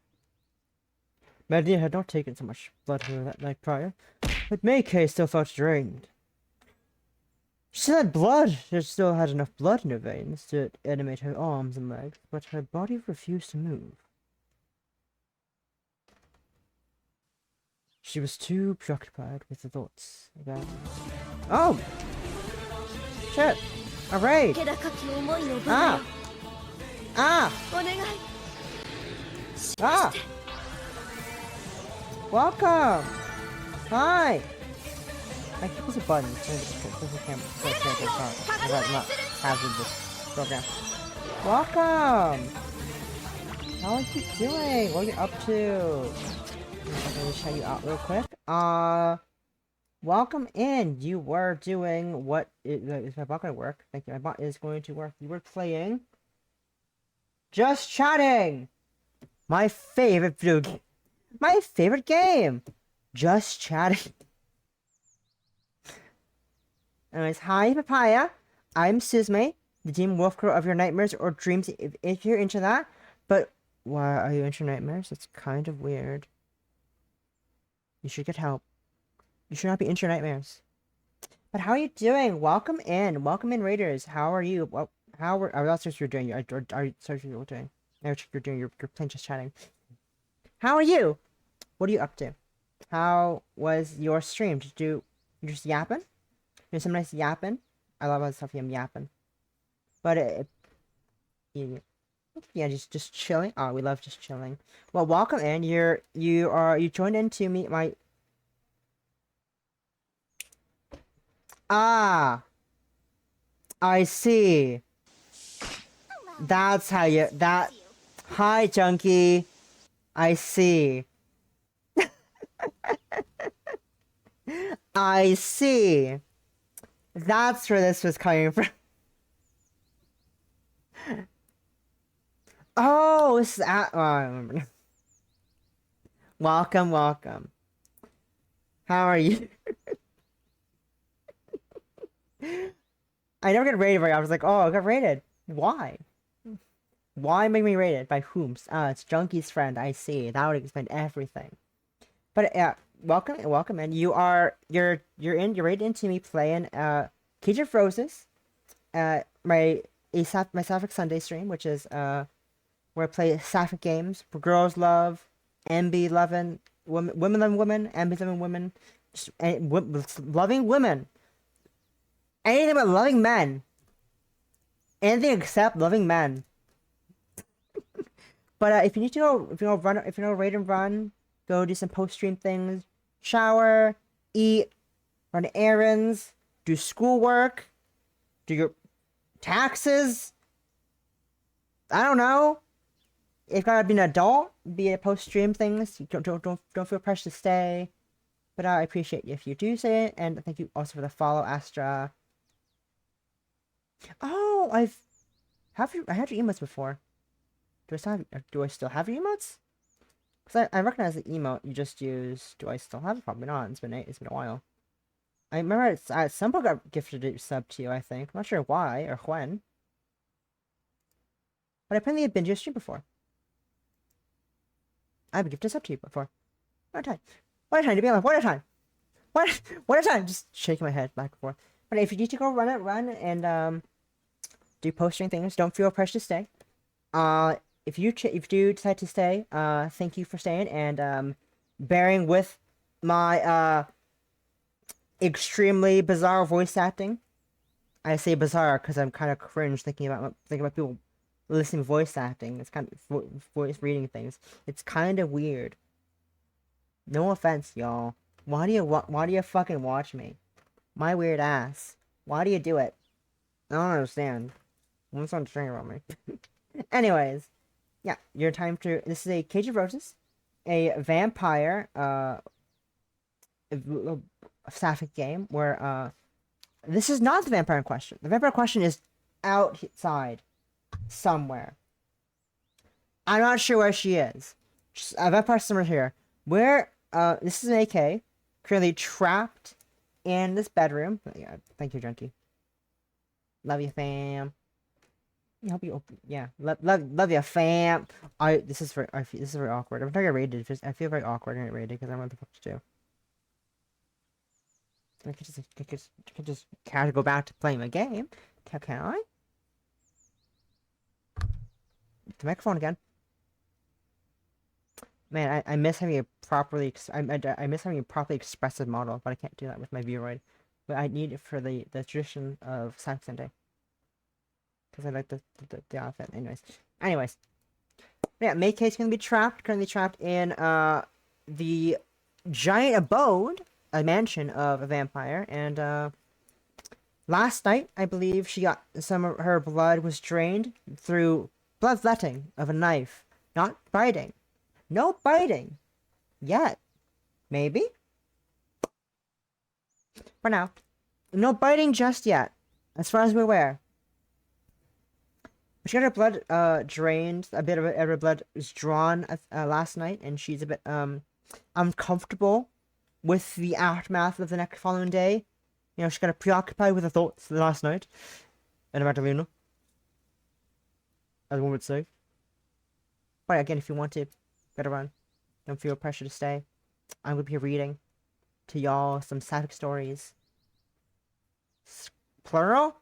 Singular. Bring you a sapphic story. There's no multiple stories here. There's only one single story at the moment. Anyways. Yeah. Finger gun for some reason. Why am I being pinged? Sorry, why am I being pinged? This is important. No. No. Okay. Not important. Anyways. Though unwilling to admit it, Meike might have begun to grow fond of her captor. For a self-proclaimed monster, Magdalena's company had been not too unbearable. Not when she spoke to Meike of novels and poetry. Meike had even begun to wonder whether Magdalena was a monster at all. Surely nobody who talked so animated about romanticism could be wicked. Why, Magdalena liked a lot of the same poets Meike did, and many more she had never even heard of. Magdalena spoke of the right written word with such piquancy. The fuck is that word? Piquancy. It was really rather touching. At least, until she had introduced the knife to Meike's wrist. Magdalena had not looked happy about this turn of events, however. She'd been rather apologetic about the whole affair, but this served only to make Meike even more curious. Why had Magdalena drained her blood if she not wished to do so? Meike turned this thought over in her head, stewing it in when... Excuse me? Meike's musings were interrupted by rapping knuckles upon her bedroom door, and a familiar voice which, spoken in unfamiliar, soft tone. It was, of course, Magdalena.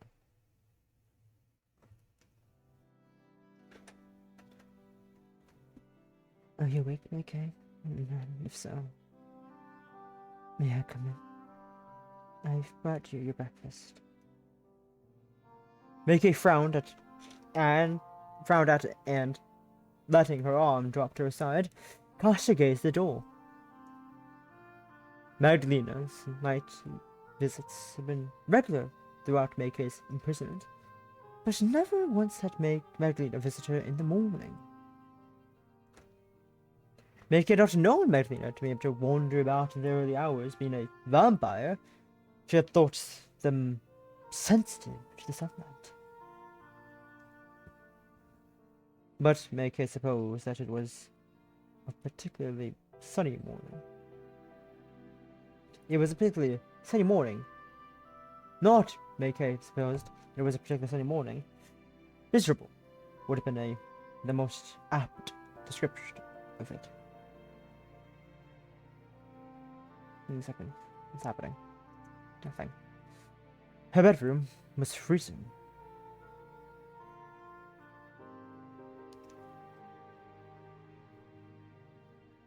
Meike? Magdalena's voice sounded cold throughout the wood once more.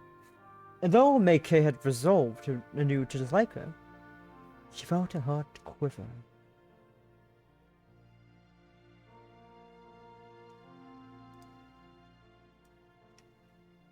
It's like I'm looking at something, my friends.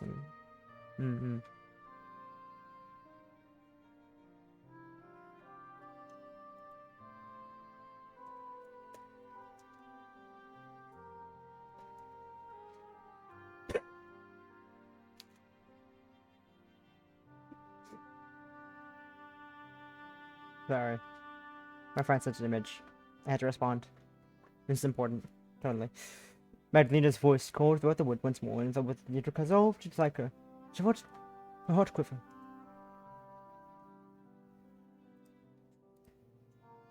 Magdalena sounded less like an uncomfortable villain. Unconscionable villain, and furthermore like an awkward, uneasy young girl. Why? She said it almost as ill at ease as Meike felt. Meike found she could not remain silent upon hearing this. Maybe Penny had been right about her. She was too soft. And so responded. Yes, I'm awake. And yes, you can come in. Meike's words were answered with the click of a lock. Her bedroom door swung open to reveal Magdalena. A tray bounced precariously between her hips and her right hand. Magdalena set the tray down and turned to lock the door. Once it was secured, she brought it to Meike and said, "No, I'm glad you're awake. I was afraid you might have been lying in your bed, passed out after last night's excitement." Is that what you want to call it? Is that what you want to call it? I suppose. I'll be more direct. But it doesn't feel very gentle. Genteel? To call it to talk of bleeding me like a pig.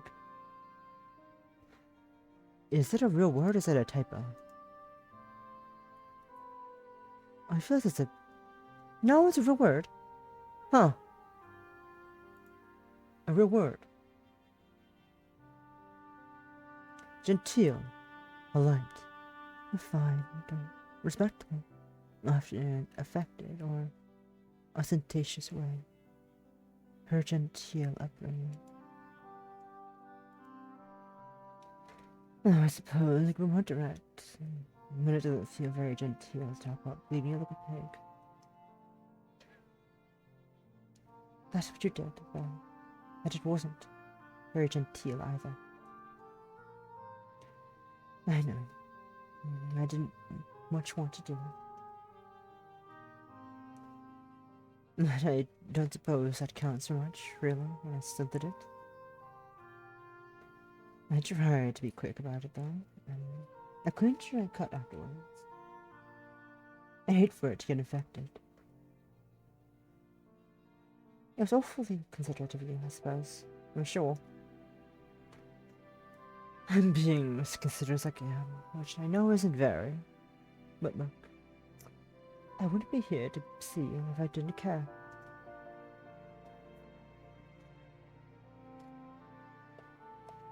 Here's your breakfast. Are you hungry?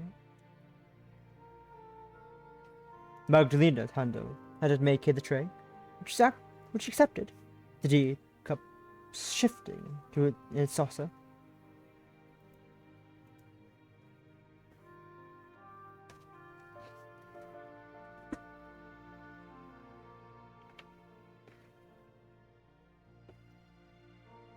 Meike poured herself a cup of fragrant tea with one weak, trembling arm, though she wasn't much in the mood for it. Meike didn't want to eat or drink anything. She felt too wary. Magdalena was looking at her with expectant eyes. However, and Meike didn't want to upset her. That would have seemed cruel, especially when she was trying so hard. I was wondering. Meike swallowed a mouthful of tea. It was chamomile today, and looked at Magdalena curiously. What is it? You've been shut inside this room for a very long time. Now almost the entire fortnight. 2 weeks, whether if you wonder what a fortnight is. A fortnight is 2 weeks. If I were in your position, I'm afraid I wouldn't even be quite mad. I would have gone quite mad.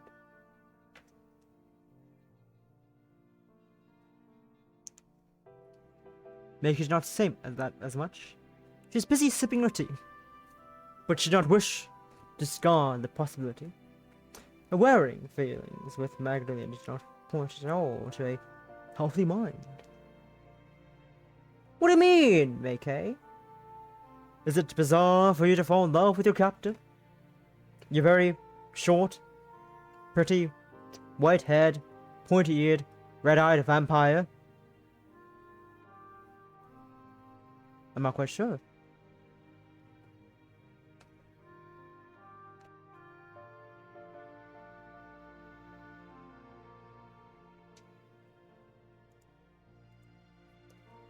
But then again, because might have been healthy. Not in the same way that a young woman's ought to. Had never been healthy, actually. It never been healthy. I can't fucking read. I read way too fast. I think things too fast sometimes. I do feel sorry for you. Even you cooped up like this. It can't be good for you. I'd hate to make you miserable. Or, well... Magdalena smiled, bashfully. If she'd been human, perhaps she would have blushed, but her pale cheek remained chalky. More miserable than I am making you already. More miserable than I'm making you already.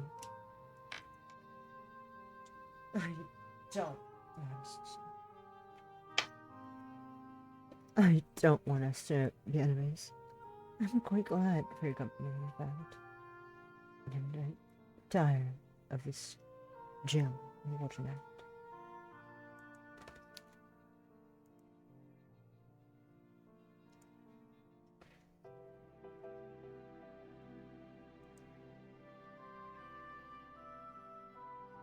Give me a second.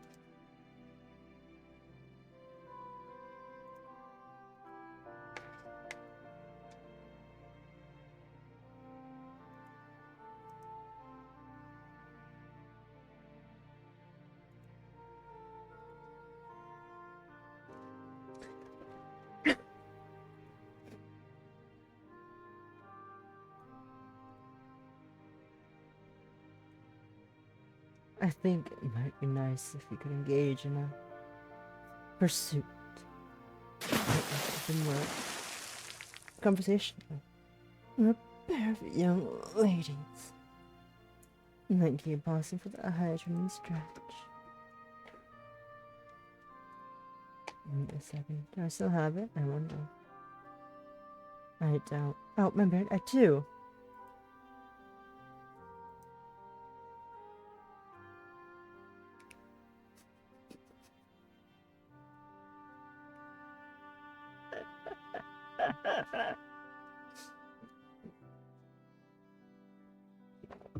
Anyways, sorry about that delay.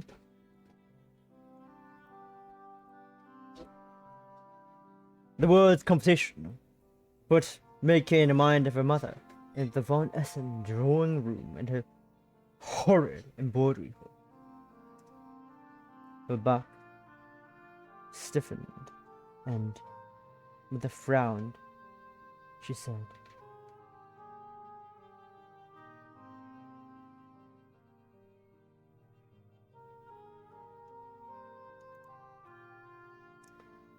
"Such as? My, you're looking at me with such mistrust. I'm no ulterior motives, Meike. I'm always very upfront when I wish harm upon people, and I will continue to be so. What I say is what I mean. You have no need to second guess me.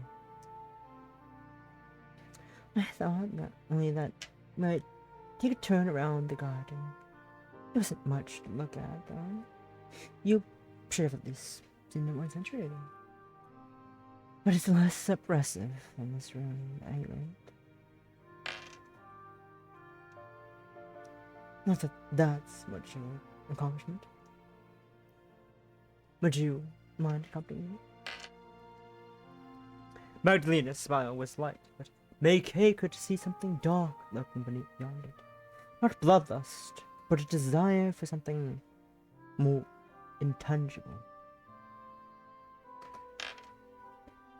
Meike could still recall Magdalena's earlier claims that she cared about her, but how contradictory her actions seemed to be. Did Magdalena feel guilty? Well, good. Magdalena should have felt guilty. She deserved so much after what she had done, and will do. Those are not words to set at all. Anyways, that was what Meike wished to think, at least.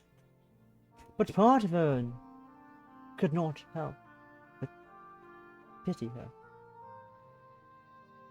Meike had been lonely, shut in inside her drab bedchamber. What of Magdalena?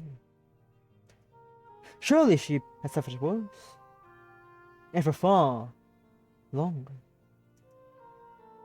Though Magdalena had come sensibly to offer Meike a respite from her incarceration, perhaps Magdalena had been hoping for a bit of peace herself.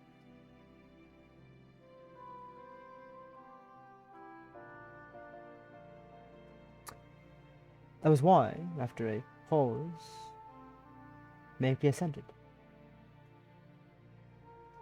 Alright. We'll go into the garden if you like. Though it's been such a long time since I last stretched my legs, I'm afraid I might have forgotten how. No, don't worry. Don't worry about that. If you do fall, I can catch you. I'm very strong, you know. Magdalena grinned, her sharp incisors flashing as she did. Meike was struck by a very strange thought indeed. Magdalena looked surprisingly, disarmingly pretty when she smiled. "She's blushing! She's blushing! She's blushing! Look at her! She's gay!" Anyways. No. It really is a dull day. It's almost as gloomy outside as it was in me. Was in. Also, hat. Magdalena looked at Meike with a Lovely hat. Lovely hat. Look at that hat.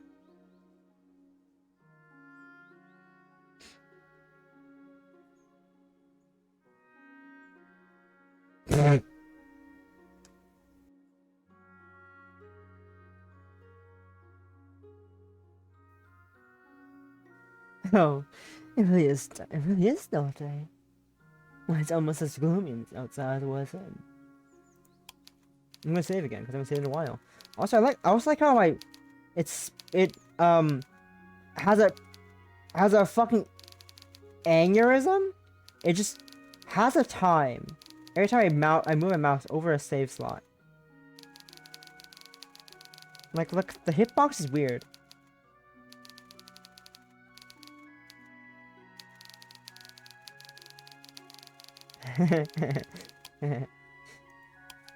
Chapter Act 2, Bites and Bruises, a change of pace.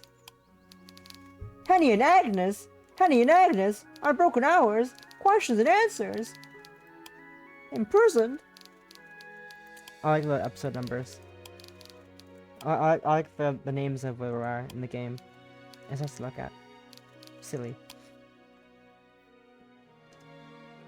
Magdalena sighed as she surveyed the garden.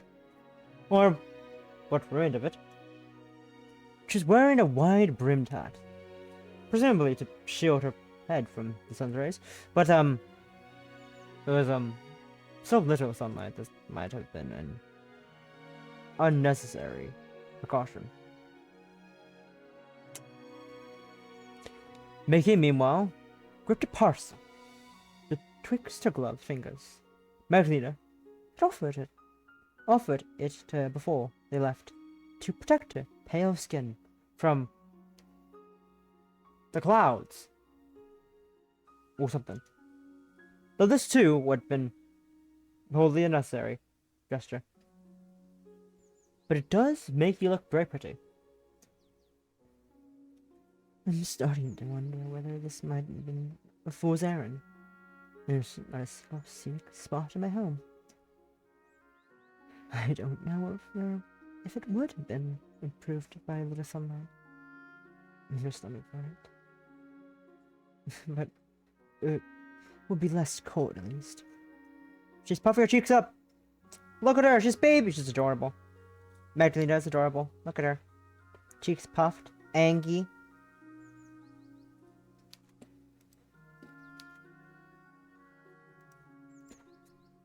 Now, that was an interesting idea. Do vampires feel the cold? I don't, but I can tell it must be chilly. If it wasn't, you wouldn't be shaking so much. Are you alright? I'm fine. I'll live. For the present, at least. For however long that Magdalena allowed it.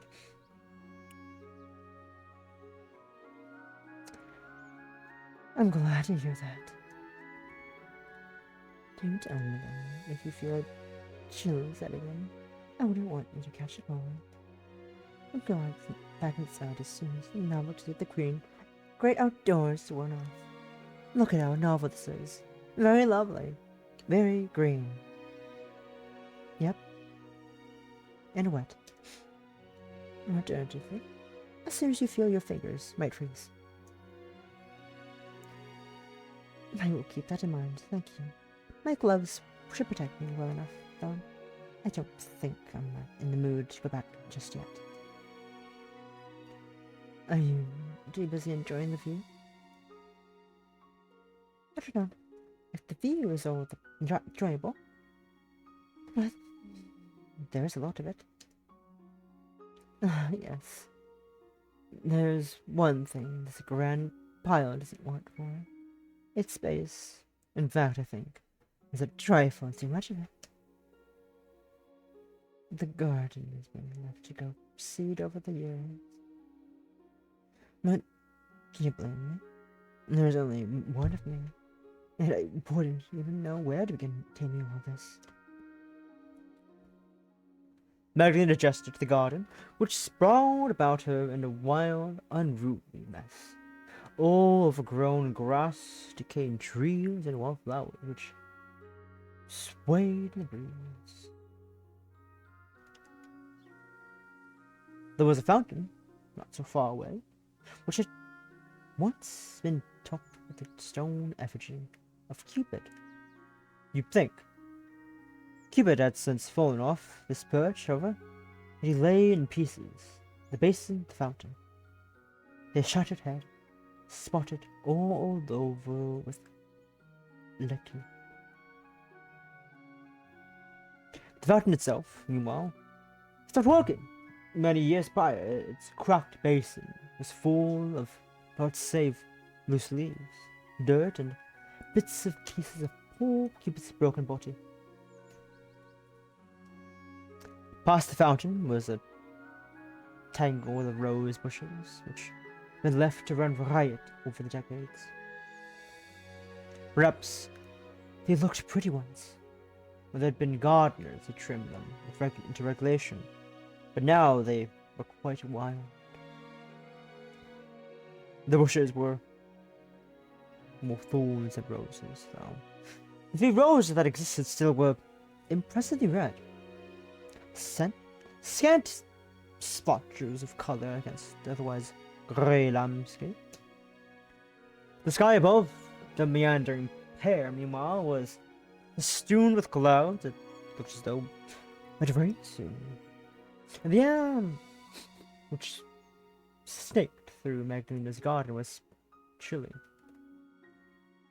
The sun was scarcely visible, but Magdalena still shooted away with it. From it, though there was precious little sunlight to be had, Meike was still curious. Was it really safe for Magdalena to wander about like this? Do you often wander about your garden like this? With my captors, you mean?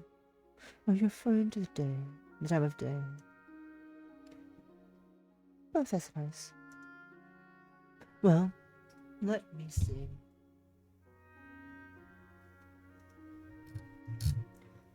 To the first, I would say no. I am not in the business of consorting with my captives beyond what is strictly necessary. We're not to get attached. Not that there's ever been much danger of that. You were the first lady I have had the pleasure of spending time with. Perhaps that is why I've come over all sentimental.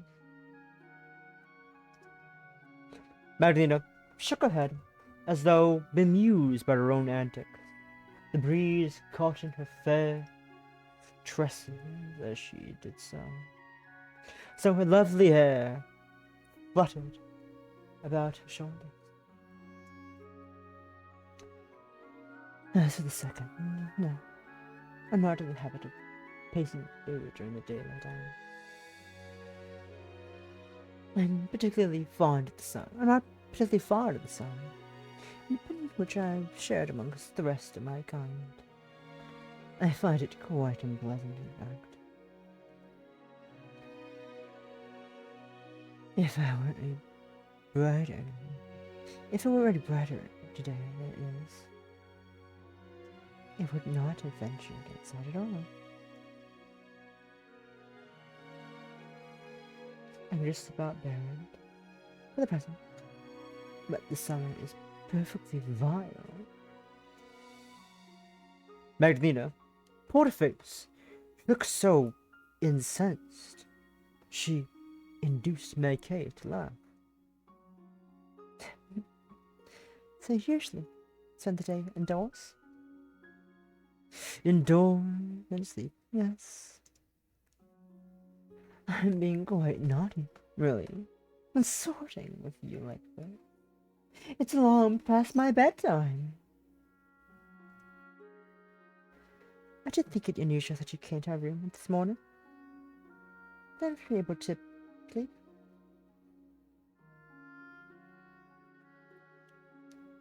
I tried, but I was unsuccessful.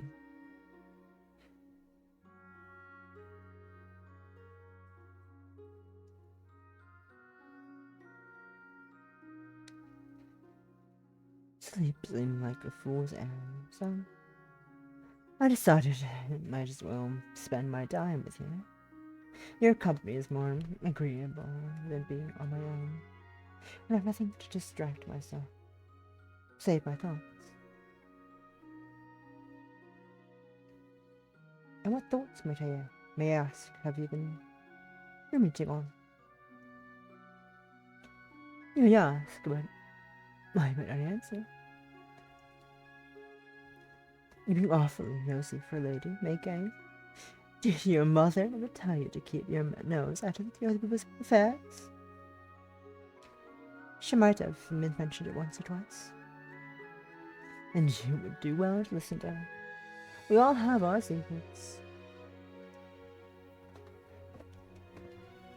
What next? You'll be asking me about my marriage prospects.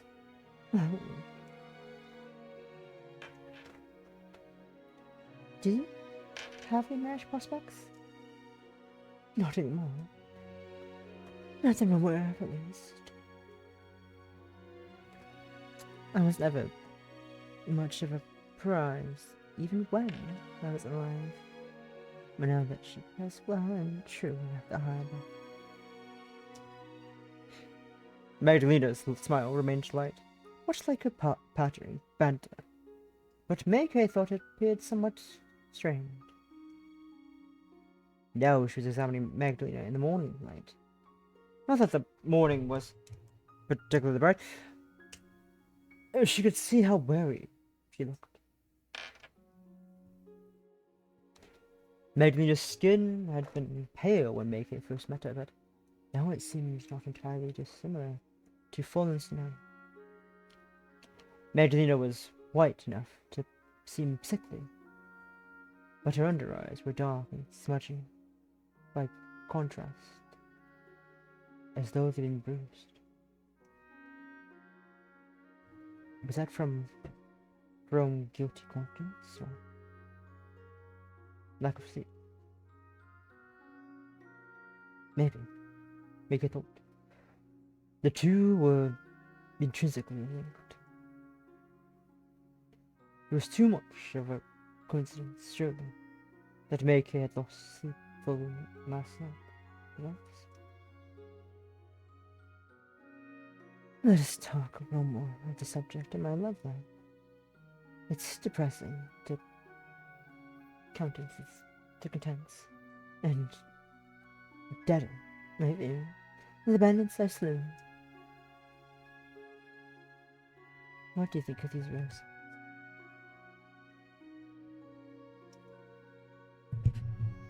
Magdalena paused by the untamed tumble of rose bushes which spewed behind fountains of Cupid. Leaves worn, eaten, but the roses themselves vast and untouched, the red-lipped mouths of so many monsters.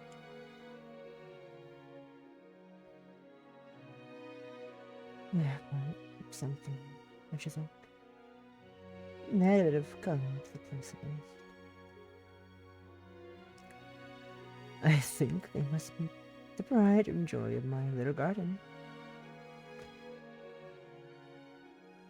They are such very vivid, yes. They are rather, aren't they? Perhaps I ought to pick a couple of them to commemorate our excursion. They would look lovely in a vase on your desk, or maybe in your hair. At the very least, they might do something to alleviate how very desolate my home is. Ah! Gay! Q! Art. CG. Magdalena. Magdalena leant forward. She spoke. One arm extended. Meike watched as she made to pluck one of the large, heavy-headed roses out of among its brethren. But as she did so, Meike noticed something peculiar.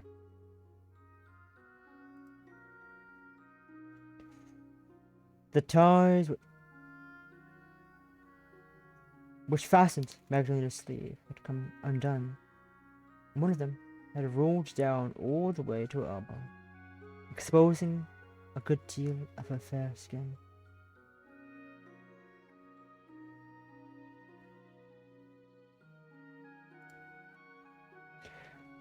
Her flesh was uniformly white and smooth as a sort of paleness. It was impossible to replicate powders. Magdalena, she looked as though she were made from falling snow. All her breasts had been compacted together. But it was not Magdalena's pallor which made Meike draw in her breath. What truly caught Meike's attention was a band of angry red welts which encircled Magdalena's arm. These marks were so pronounced, particularly against the paleness of Magdalena's skin. They looked like a burns and miles.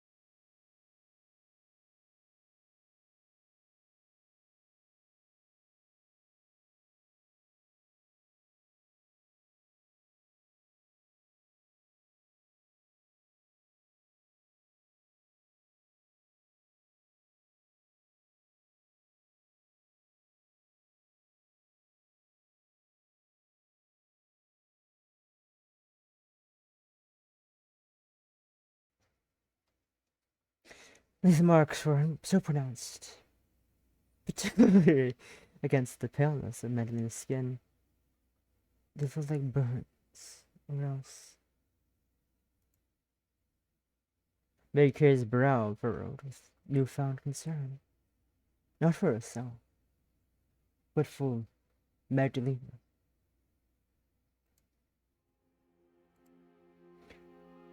She could not countenance how Magdalena had received wounds like these. She had thought Magdalena indomitable, impossible to best in a competition of strength.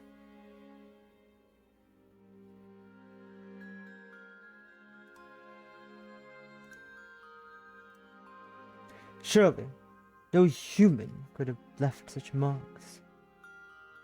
These marks could have been made by an animal, Meike supposed, but Magdalena had dispatched 4 fully grown men without blinking. Really thought we should get those checked out. I agree. But by whom? A doctor? And I don't think a doctor would come all the way out here, Possum, to investigate these marks on our arms. What an animal, even a wolf or a bear, be able to best her.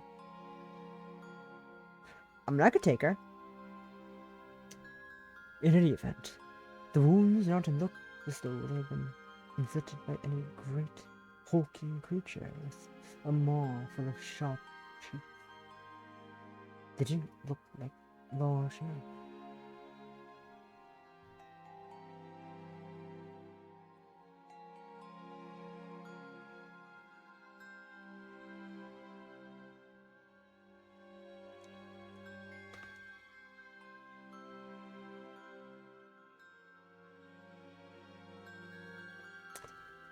Though these marks were small in circumference, they were much shallow. The gouge in the weak autumn sunlight. Oh, puckered, raised welts, which had begun to bruise. The rest of Magdalena's skin was pale as death, but these marks seemed almost akin to a tableau of violence, which who in the world had been done such thing to Magdalena, and why? How? Meike felt rather bewildered. A bracelet of bruises. Meike noticed something unusual with Magdalena. Forgive me if I am being rude, but I cannot help but notice. Meike swallowed, tasting the cold breeze on her breath. She remembered Magdalena's eerie caution, even though she had spoken in jest. You're being awfully noisy for waiting, Meike. Did your mother not tell you to keep your nose out of others' affairs? But still, she wanted to know. It seemed important, all of a sudden, that she get to the bottom of this. There was something significant about the injuries. Magdalena had sustained. Meike knew it. What are these marks in your arm? What? Oh. Magdalena drew back from the roses as though burned by them. Then she glanced down at her arm. When Magdalena saw that her sleeve had rolled back, her expression twisted. She didn't blush again. Meike did not think her captor of it. Roughly tucked his sleeve back down. Her expression was one of supercilious guilt, that of a naughty child caught out by her governess. It is nothing, really. Please, don't dwell upon it. How could there be nothing? It looks painful. It's fine. I'm a strong girl. I can look after myself. You, on the other hand, mightn't be so fortunate. You ought to worry about your own affairs. But no. There be no buts. This conversation is beginning to tire me. It's not very interesting.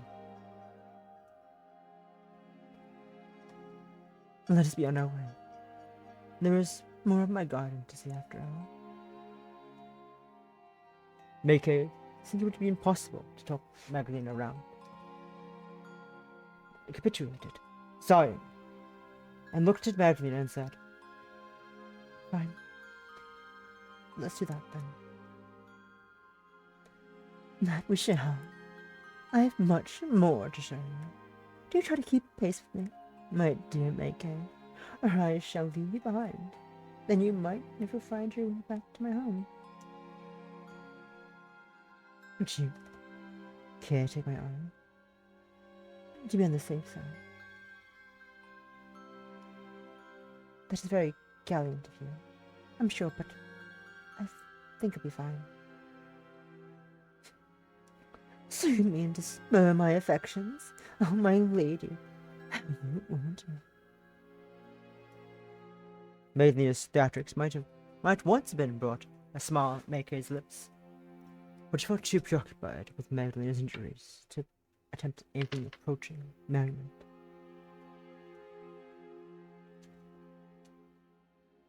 Meike had seen those marks for only a few seconds, but they now felt imprinted upon her brain.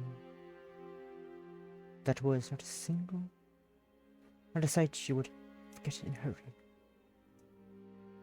Such wounds couldn't be dismissed as a mere trifle. No matter how Magdalena tried to change the subject, her hastiness to hide the marks had been concerning, as was her occasions. Magdalena was definitely hiding something from Meike. To what end? Meike could not even begin to guess. Hello, phone, what do you want?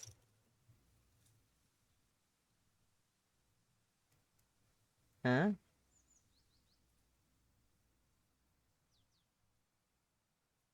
Is that important? Probably not.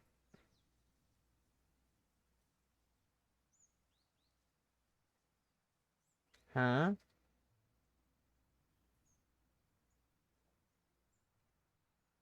What is this? Sorry. What is this shit that you're advertising? Phone? What are you trying to get me to do? Now, of all things. What do you want?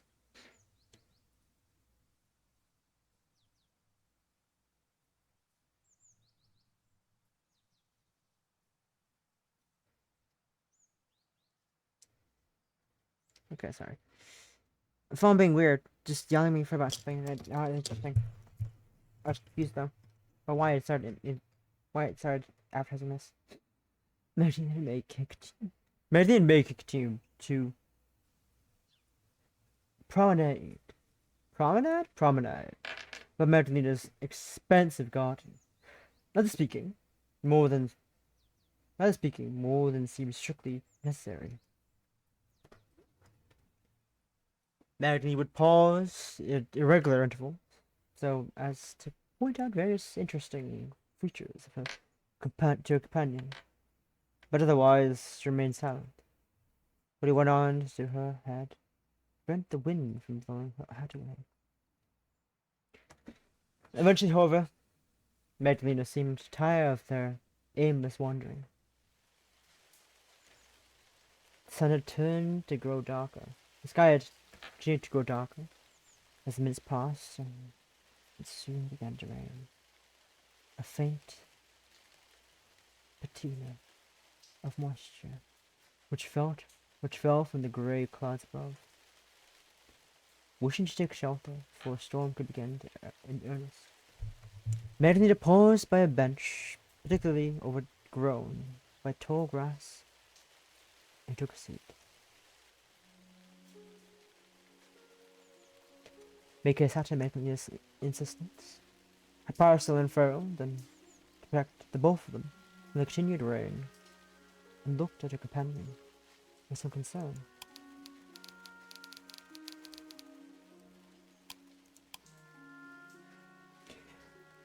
Magdalena had seemed animated enough when they had been wandering about her swollen garden, but now her energy had deserted her.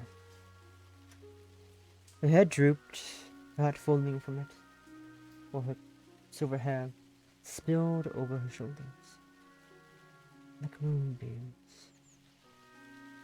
Then she yawned, a yawn so deep it brought tears to her eyes. The rain continued to fall upon them, with steady pitter-patter.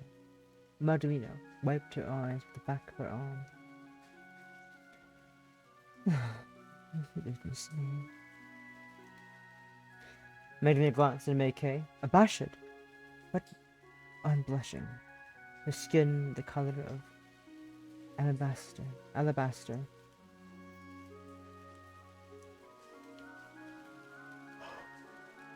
I apologize. It was quite rude of me. I must seem so churlish inviting you out on a stroll like this. Would you yawn in your face? If I were a gentleman, I fear it would not with lady as fair as you. Why would you have ever? Why, you'd have regret to call me a boy. If you were a gentleman, I wouldn't be going for a walk with you unchaperoned in the first place. It would be scandalous. Yes, well, I suppose you weren't wrong on that account. That makes me feel fortunate, at least, to be a woman. Magdalena gently giggled, but soon it cleaved before yet another yawn. I'm sorry, I wouldn't blame you, Meike. You wish to slap me for being so paramount. Impertinent. I'm no bored of your presence. I can never be bored of you, but no. I'm so very tired. It's alright. I wouldn't slap you on account of something so small. It's irrelevant. I can't be the most to make a company, surely, when I can scarcely string two words together. For a woman on the verge of collapse, you've been doing an awfully good job of stringing words together. I would hardly know you were tired, would not, the bags beneath your eyes. And for the way you've been yawning, of course. No, of course. Magdalena let her hand fall to her lap, and there it rested. Sighing, she shifted closer to Meike then. I apologize, but would you find it horribly presumptuous if I rest my head upon your shoulder for a few minutes? It is very quiet and peaceful out here, you see, among Mother Nature's embrace. I've been dying to get away from my home for the last week. It's so stifling in there. I cannot bring myself to relax. Now that I'm with you, however, I think I might be able to get some decent sleep. Or at least a brief nap. Then you mean to make me a pillow? If you be so kind, don't feel like you must indulge me, though. I would not wish to inconvenience you. Hi, Olivia! Think with a 3-stream streak, we're being gay. We are being gay, and they are very soft possum. I am being very gay right now. Look at them! Can you blame me? Look at the gays. They're so cute. And for what? I worry that when is it my loathsome head might not be the most comfortable burden to bear. Oh no. You can use me as a pillow. If you wish, I don't mind. As far as positions went, it was not so very great. Not compared to those Magdalena had inflicted upon Meike already. You may do with me whatever you will. Hey yo? Hey yo? Huh? Now that is a very tempting offer. But unfortunately for you, I'm too tired to fully indulge in all the delights you might have offered. For the present, I can think of nothing but sleep. And sleep. I'll watch over you. The guardian angel. Yes, if you like. Oh, how sweet you are. Magdalena sighed, then shifted. She let her shoulder press against Meike's. Her head rested against hers. Her pale cheeks pressed against the fabric of Meike's dress, and her eyelids fell shut. You really must be an angel to give me so much. I deserve far more than a slap after all I've done to me, but... Shh. Meike ran her fingers through Magdalena's hair, her knuckles grazing against her companion's skull. Let's not talk about that now. You're tired. But I've done so many wicked things to you, Meike. I don't know how you can bear to speak to me. How can you stand to touch me? I've done nothing to earn your kindness. And everything to earn your scorn. Maybe so. But I'm not going to scold you for that now. Not when you're in such a state. And I'm not going to stay with this being burned down. One which is hardly suited for continuing conversation. It isn't very becoming of a lady.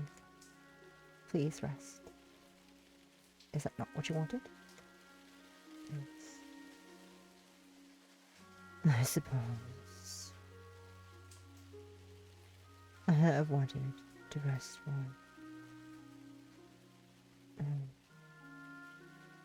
such a long time. Last week, he said. It has been particularly bad this week. But I've been tired for longer than that. Longer than weeks, for months, for years. I can't say how long I've missed this sort of thing. I've been alone for more than a century. It was almost more than I could bear. Until, I suppose, I met you. Your company has been most diverting. If you wouldn't leave, I hardly know what I would do. Well, you've nothing to worry about for that front. I'm not going anywhere. Yes, I know. You're not. You can't. I won't let you. Lena. Meike spoke softly, a nickname slipping from her lips despite herself, but it seemed unlikely Magdalena had heard it. Her eyelids were shut, her chest rising and falling, save for the regular exhalations of her breath. She made no sound. She had fallen asleep, fast asleep.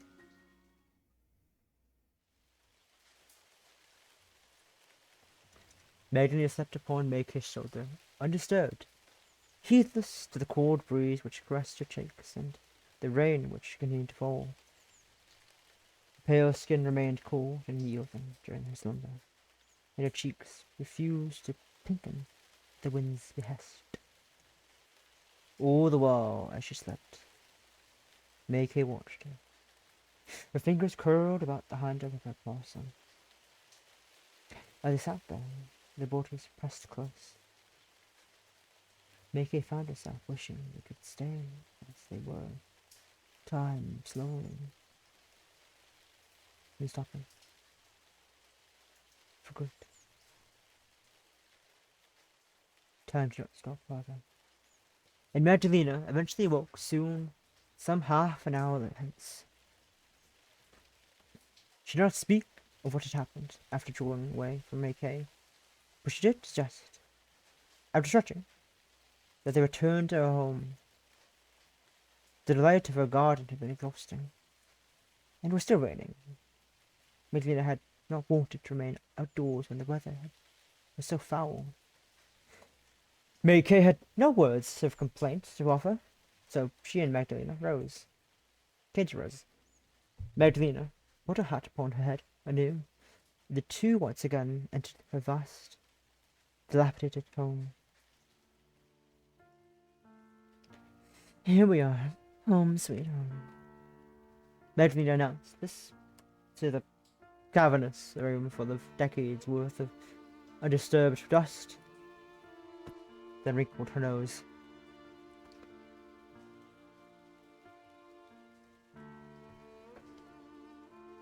That's what I like to call that. At least, but it really isn't much to look at.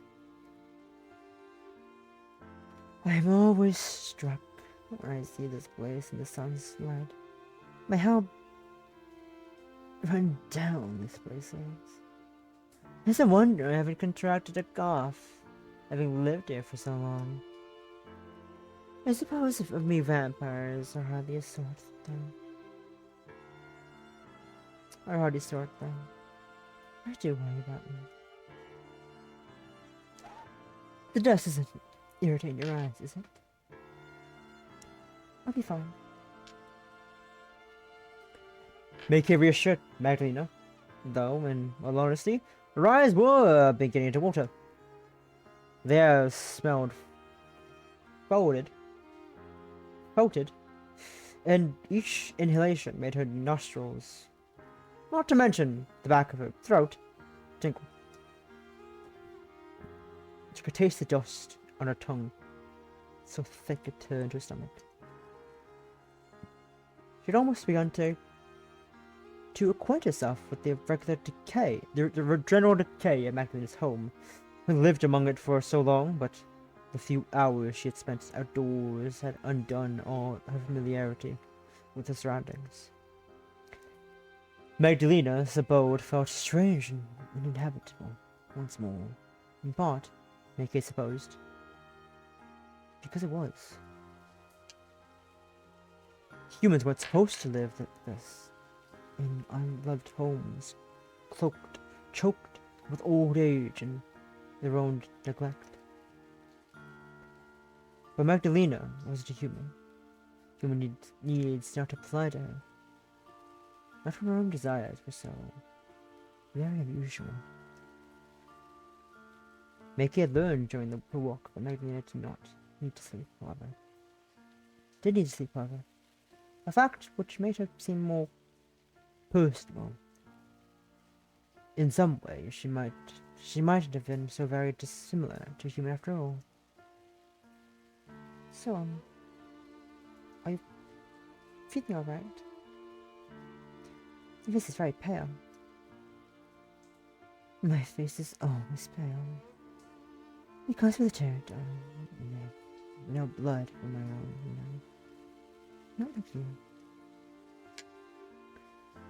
I couldn't work up a hearty blush even if I tried. I know that much. But under your eyes is still very dark. Point out all my imperfections, or why don't you? You're a way of making a girl feel rather exposed, Meike. I'm almost embarrassed.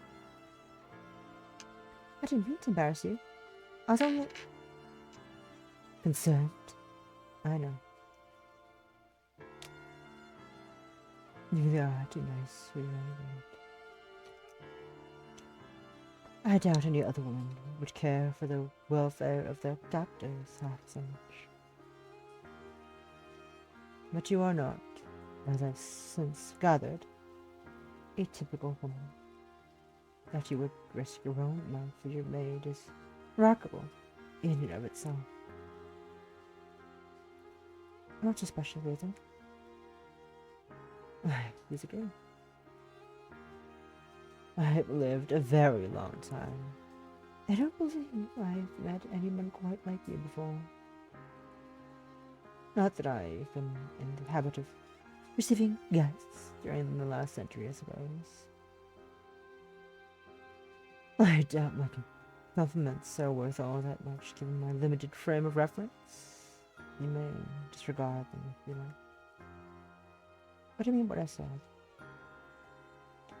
I don't tell lies.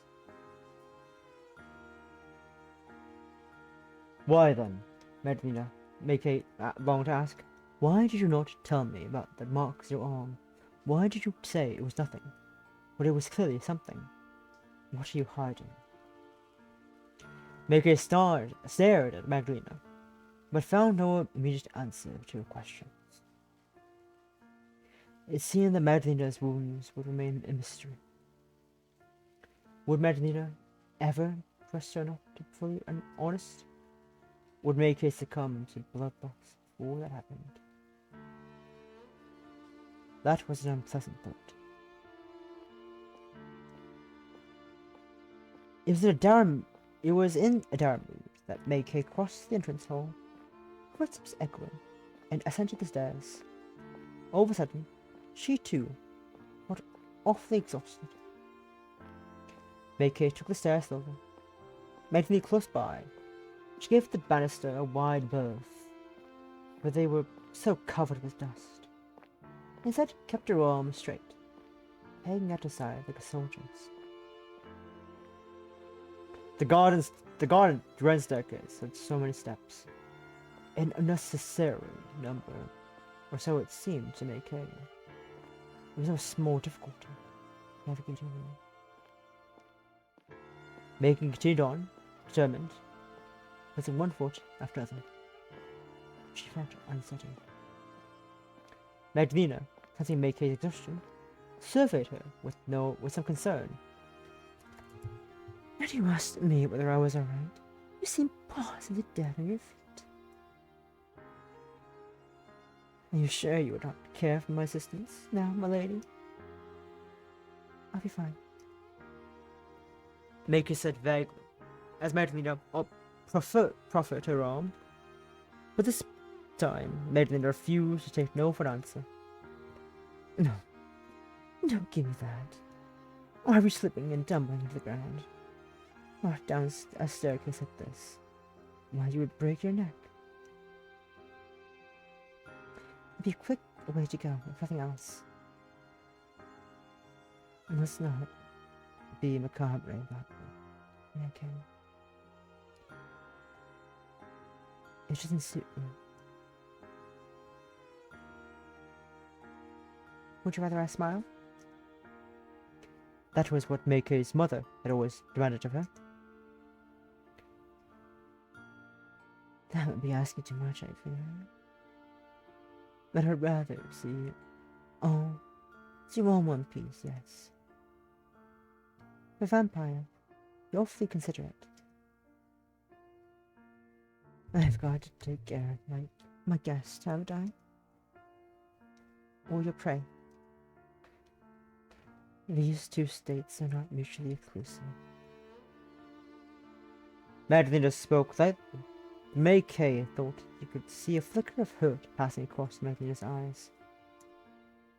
The remark must have nettled her. There. Magdalena looped her arm through Meike's, cinching her body together like two intertwined flower stems. Now you're less likely to take a spill as we ascend the stairs. And if I do, we'll drag you down after me. Not my demise, are you? I admire the bravenness, brazenness, but it would take more than that to best you. It would the creature that bit you? It would the creature that beat you, Meike? Wish to ask?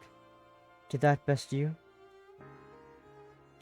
Meike did not ask, however. She feared further inquiry would only upset Magdalena, and she did not want to do that. Magdalena might have been Meike's enemy, but she was also, paradoxically, her only ally.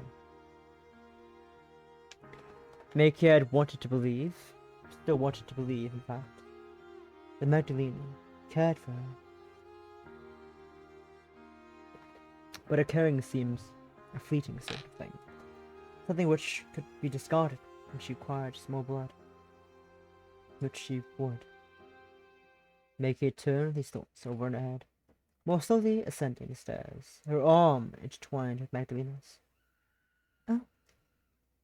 But a sound soon started her morose reverie. A sound she could recall hearing once before, when Magdalena first encountered through the entrance hall. Was escorted through the entrance hall of her new lodging. It was a sound, though faint, of a scream. Meike's back stiffened, her body tensed against Magdalena's. Rather than push the other woman away, she held her closer still. With wide-alert eyes, Meike glanced around.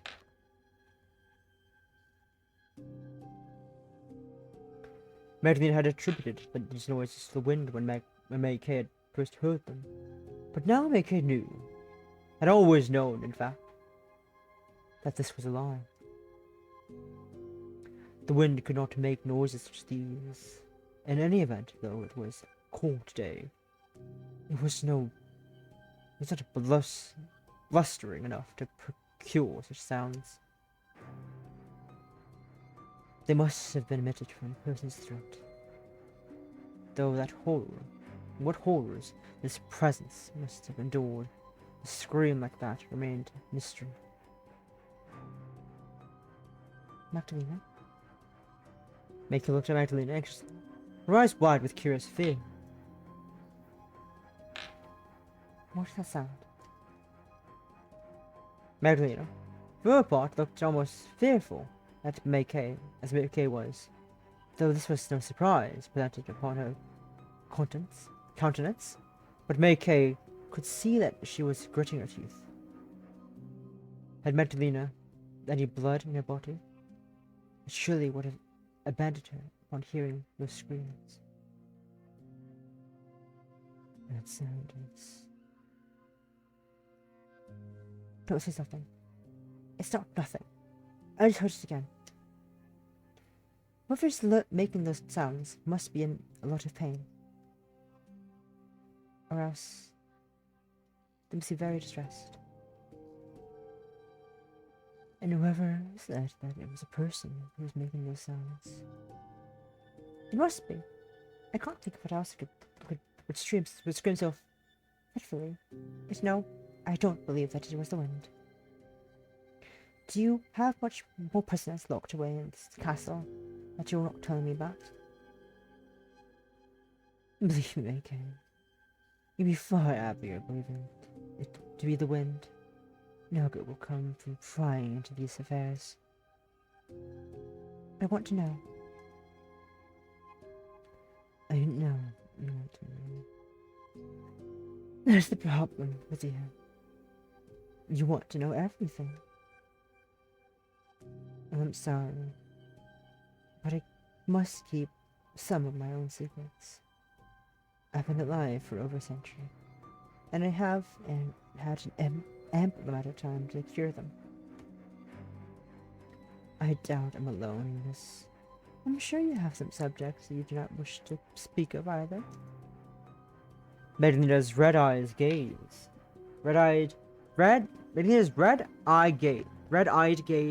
held Maike's. Her irises hard and flinching. Meike thought as Magdalena stared, and walked to Graham, in their engagement, and feelings lack of towards him, and she winced. Magdalena was right. She had plenty of secrets she didn't want to discuss either. There was a difference in the severity of their secrets, however. Walter was not, as far as Meike knew, currently incarcerated in the walls of this castle, screaming. If I were to live in this castle, I ought to know who else is residing underneath this roof. No, you really aren't. It's better this way. But, Meike, please. This is my cross to bear, not yours. There's no need to worry about it. Appeasing the mistress is my job. The mistress? Meike repeated this phrase, seemingly innocuous at first blush, yet contained within it a wealth of unspoken secrets.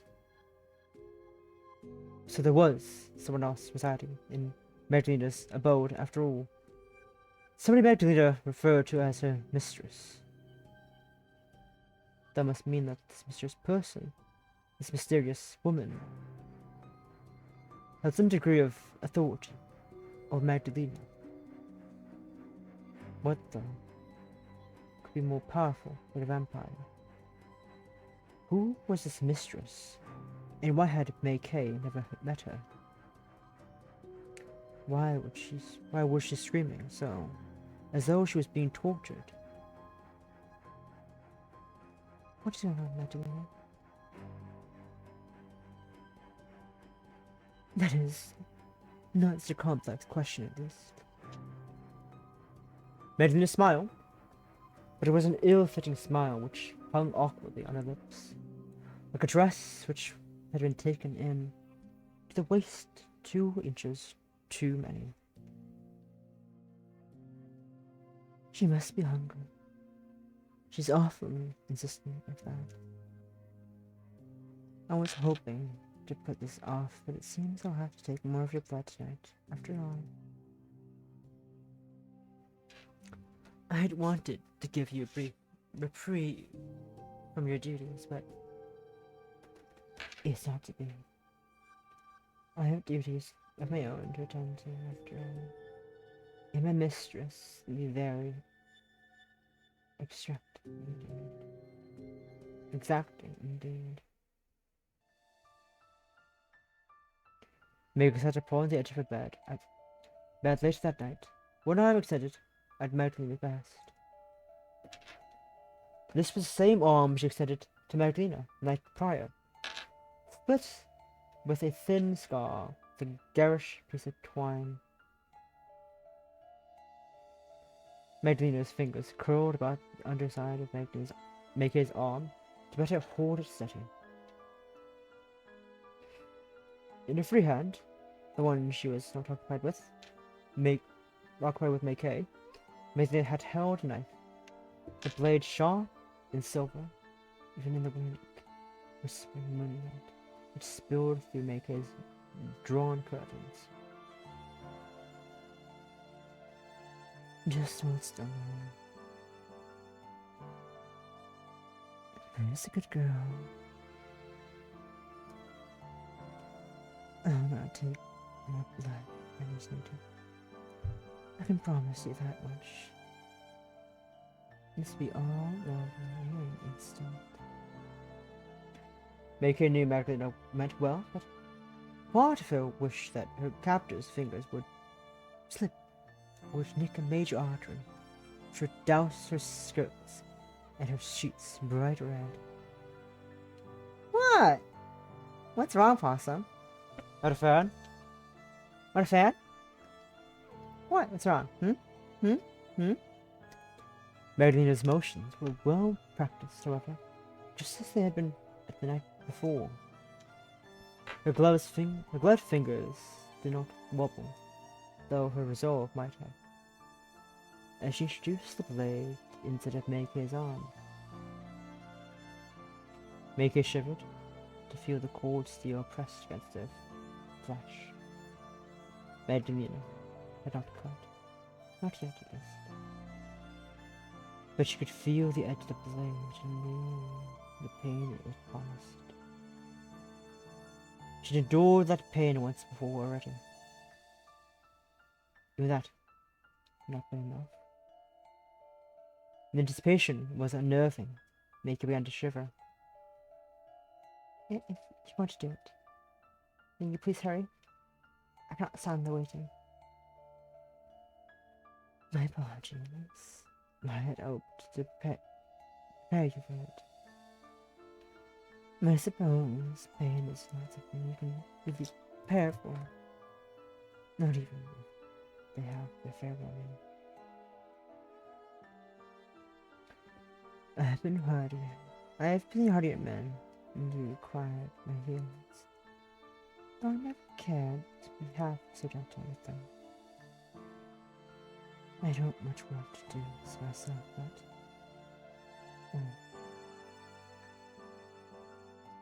Never mind that. I will cut now. Hold your breath. And maybe close your eyes, if you must. It might help. Meike began, but was yet unable to finish. Magdalena, true to her word, had moved her hand, the blade, once inert, now slicing into Meike's flesh. Magdalena scored the blade across the inside of Meike's arm, an inch beneath her previous incision. Pain flared up inside Meike in an instant, like all the flames of hell.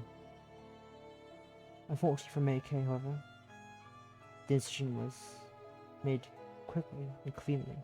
The blade retracted before Meike had a chance to truly register what had occurred. A ball was soon placed beneath Meike's arm, to which Meike bled. Rivulets of crimson trickled down her pale skin and into the basin beneath. Meike did not look at her cut. She got bad too. But she could feel her life's blood oozing from her. It was incredible just how much a human body could bleed. The last cut Magdalena had inflicted had been thinner than a paper cut. Yet it bled profusely. Meike wondered whether this blood was meant for Magdalena, or whether she meant to give it to her mistress, the one who had cried earlier, who had been hungry.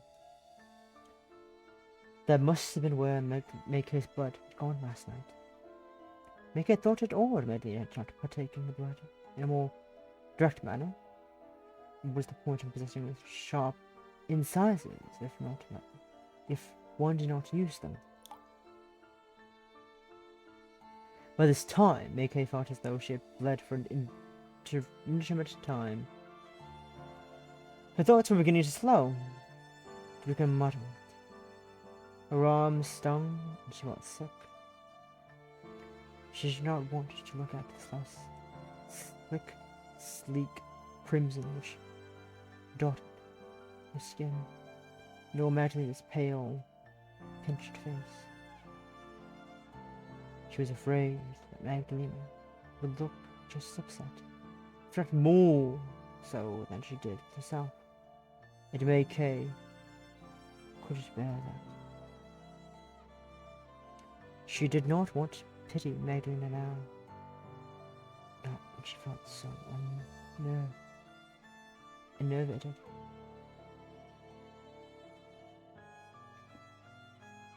I think that should be enough.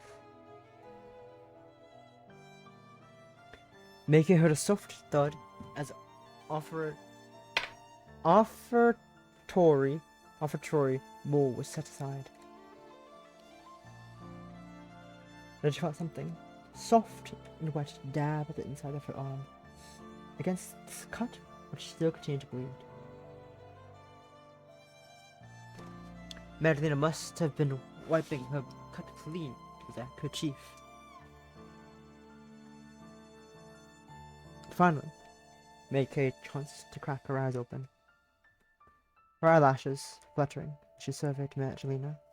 The world, once blurry, now sliding into focus, like a dial turned on a telescope. I'm sorry to this to you, Meike. Not that my apologies mean very much, I suppose. It's not like anything I could say now to erase all I've done. With Meike's blood having been collected, Magdalena soon took her leave. She tucked the bowl against her side, and sent her fingers curled about it, and exited Meike's chamber, closing the door behind her with a thud. There was the familiar click of the lock, which seemed to echo inside Meike's skull. Then silence. Meike was once more quite alone.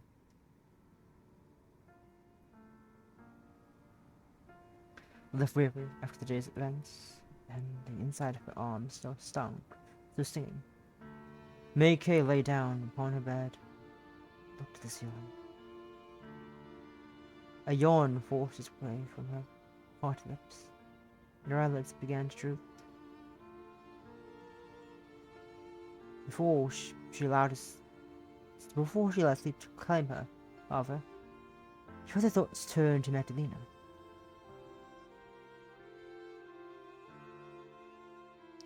She thought of the dark bruises beneath her eyes, and lack of sleep, or so she had said, and the sickly pale pallor of her skin, white as leprosy. She thought of the violet red marks which raked her wrist, which she'd hurriedly to hide. She thought of the screaming she had heard while tarrying in the entrance hall, of the way Magdalena would flinch to hear it, and of reassurance. Feeble though they were, those screams were not for Meike to trouble herself over. Appeasing the mistress is supposed to be my job.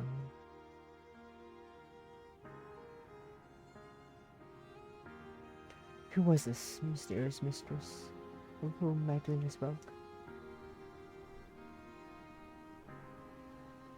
Meike knew not. She must have been somebody with leverage over Magdalena, powerful enough to have a vampire would grovel before them.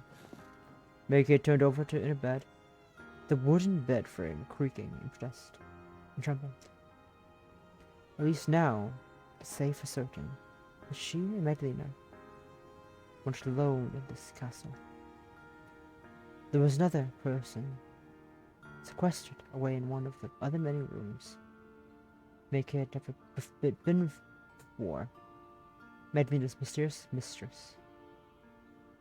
It was somewhat satisfying to have her early suspicions proven, right? But Meike did not feel any more at ease now that she had, upon awaking this morning.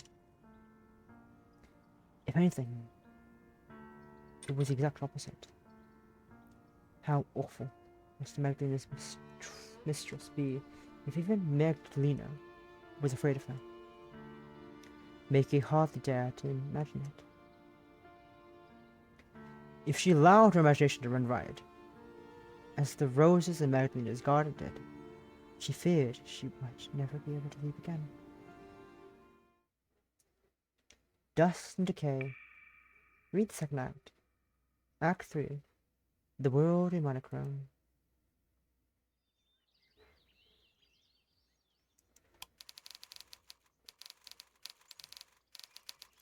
We save. I want to say, I'm gonna go run and go do a quick bio break, and we're gonna continue more of this game when I come back. Be back in a hot minute. What's the music on for you?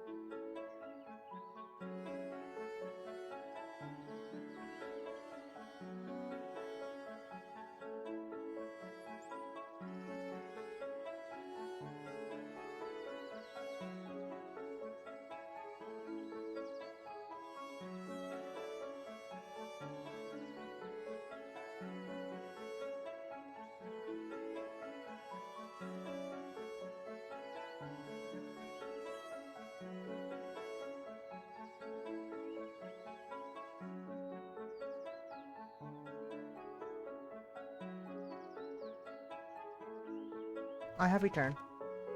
Hope you enjoyed homestead music while I was gone. We enjoyed that homestead music while I was gone. I'll return some more gay. More lesbian. Question mark. Maybe. We're back with Henny.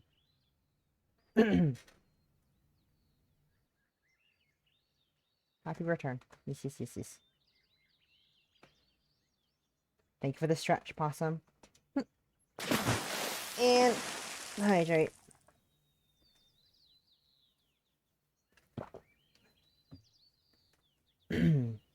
Sunday eventually arrived after what seemed entirely too long, and with it came Henny's visit to St. Cecilia's to see Father Dravak.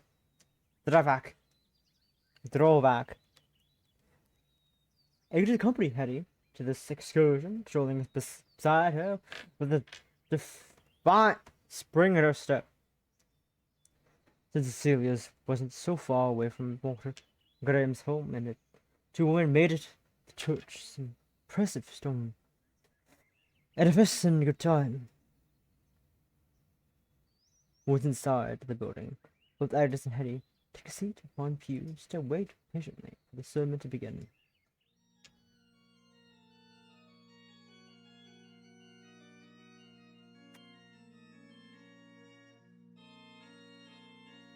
So this guy's a vampire, right? We all agree this guy's a vampire? We all agree this guy's a vampire, right? Look at this guy. Look at this goth motherfucker. Look at this goth. Look at this motherfucker. This guy's a vampire, definitely. This guy definitely ain't human. Definitely. When the aggression was seated, a man took the pulpit. He cut a tall, striking figure, dressed primarily in black. His arms, legs, and slender. His arms and legs slender, and his hair dark and glossy.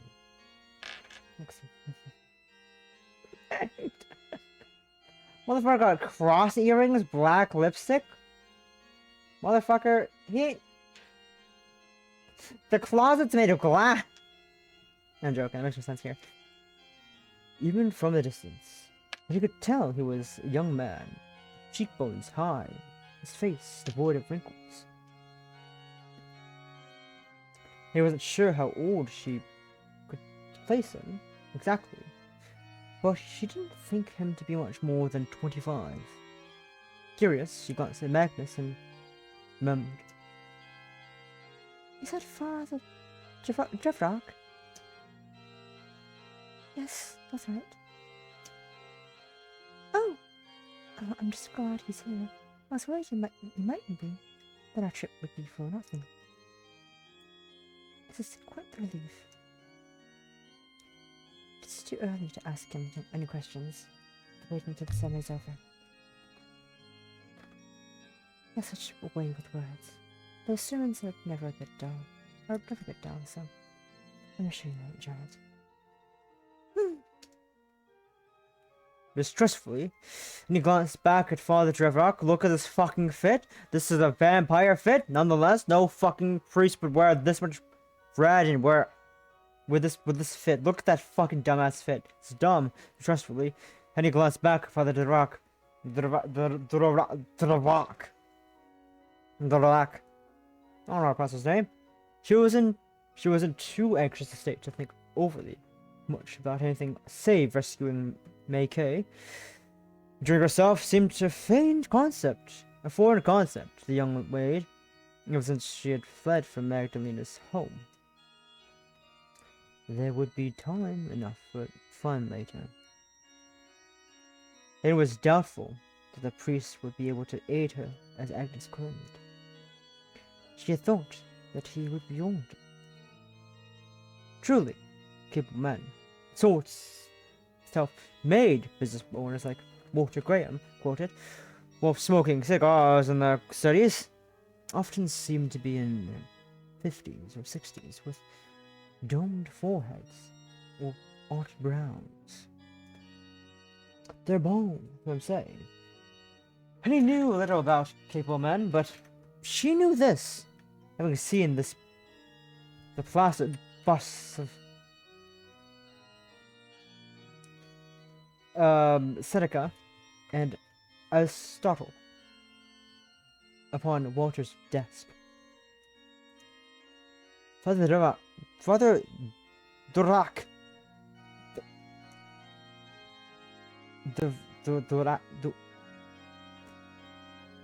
is his name Father Drac? I now need to figure out how to pronounce this guy's name.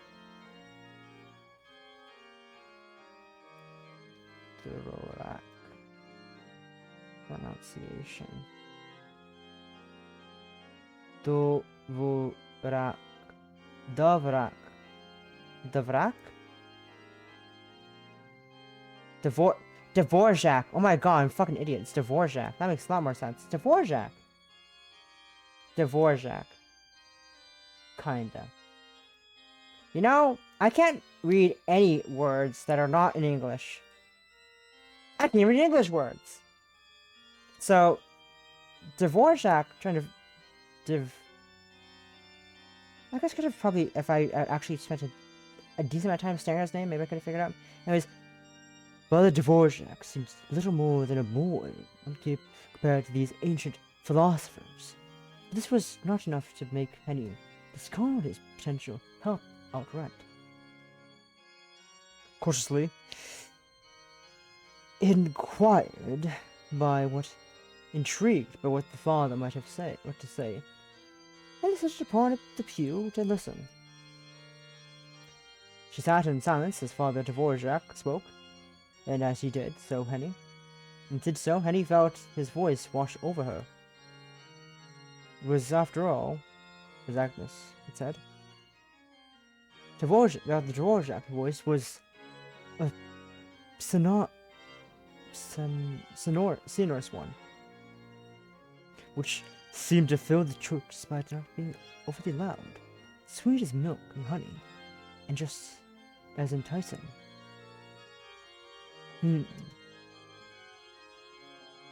As Father Dvorak spoke, his eyes swept across the assembled faces of his congregation. They were very dark eyes, and noticed a rich brown, which were soulless and serious. The father's gaze seemed to settle midway during this sermon upon Henny. It seemed as though he was looking straight through her, divining all her anxieties, which made her fluster. Slightly shy, she averted her gaze to look at her interwoven fingers laying on her lap. Agnes has been right about his oratory gifts. What of his ability to help Meike? That was more important than his ability to espoir, at least, about God and his many miracles. A pause. Then he shifted her seat and let the sermon drew to its close, seized by the uncomfortable anxiety. She had tried not to raise her hopes overly much the night prior, for fear of being disappointed, but she could no longer contain herself. Her anticipation ran deep to the ocean. If he could not aid her, who could? And he knew nothing else to turn to. Nobody else to turn to. This Father Dvorak, young though he was the only hope she had left. The sermon came to a close after what seemed both too short and too long, and with it came general flurry and activity, as the congregation began to stand en masse. Most walked to the church's exit without further preamble, while others paused by the pews and their neighbors to share gossip about the latest goings-on in their homes. Yet a few more stragglers stayed behind to offer their thanks to Father Dvorak, who responded with a modest smile. Henny was among these stragglers, though self-conscious as she hung her back. Doubts had begun to creep up on her, much like shadow. She wanted to speak to Father Dvorak, but no, she had an opportunity. She was afraid to. She was anxious that all her hopes would be dashed once and for all, and she would be left with no further recourse to aid Meike. But Henny was a practical woman. She knew she would accomplish nothing but dithering endlessly. The end of the finely dressed woman. The last of the finely dressed woman, complimenting the priest, dispersed. The church was almost emptied. They stood there still at her pew, her fingers twisting together in her front. Rise mentioned to Father Dvorak, who let her in turn, his head tilted, expected. It was now or never. He would not have been able to forgive herself as she squandered this chance Agnes had given her. Maybe about Henrik. Agnes prompted her with a small smile. I won't hang around for you. I wouldn't want to eavesdrop, but I'll support you from afar. Please tell me how everything goes later. I'm eager to hear about what Father Dvorak has to say. Hope we can help you. Me too, Agnes. And thank you for suggesting the service to me. I really do appreciate it. Anytime. I'll do anything to help a friend. Beaming brightly, Agnes departed, leaving Henny and Father Dvorak alone.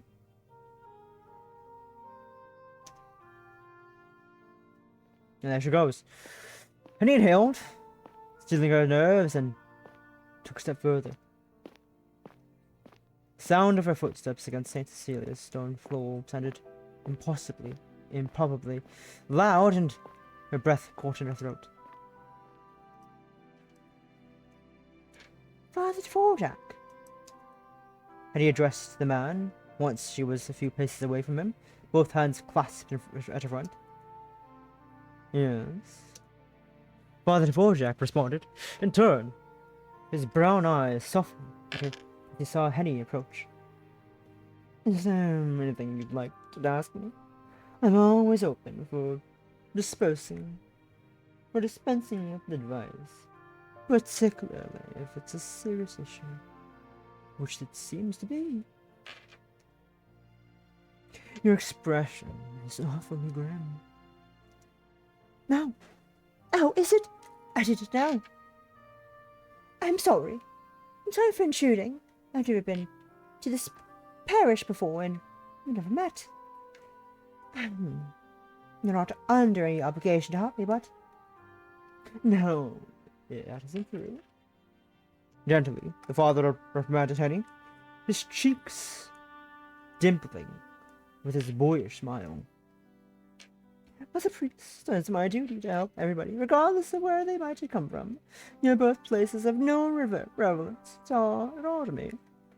I will thus listen to you regardless, though I would like to know your name first. That would help me easier for us to converse, I think. Oh, yes. My name is Henrik. I don't come from Augsburg, but from a smaller town, a small ways away. I used to work for the Von Essen family, and it's on their account that I've come to say, Father. Oh, you're Frau Henrik, then I see. And it seems that you are on a spot of bother. Oh, yes, well, I'm not the one in bother, really. I find you should be able to see. It's my mistress who's in real peril. I tried to talk about this to a fiancé earlier. That would be Ergod, but he didn't seem to grasp how serious it was. He's not listed to lift so much a finger to help Meike, though she was to be his wife. That's why I came to see you. I wrote the choice. I don't think anybody else in Augsburg would believe me. Dear me. This does sound like quite the complicated situation you found yourself in. But no matter, I shall listen regardless, and I shall do my best to advise you. I cannot promise I'll have an answer for you, or all your problems, but I will try. First, however, would you care to sit down? You are shaking. Oh yes, thank you. Mary took a seat upon one of the pews, as instructed, while Father Dvorak did the same. Facing her, the priest then said, "You may continue. But before that, you might do better to address me as Johann, rather than Father. It's less formal, and I find it more conductive of putting people at ease. Is Johann your name?"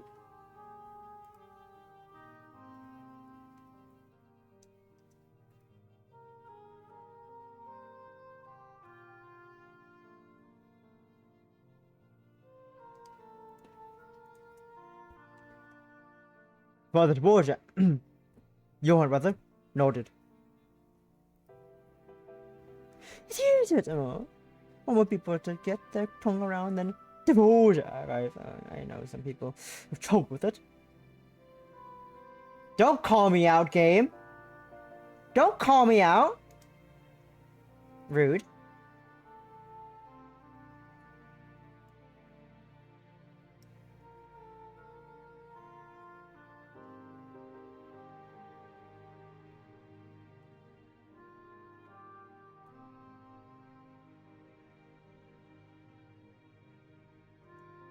Fucking fun me out, rude ass game.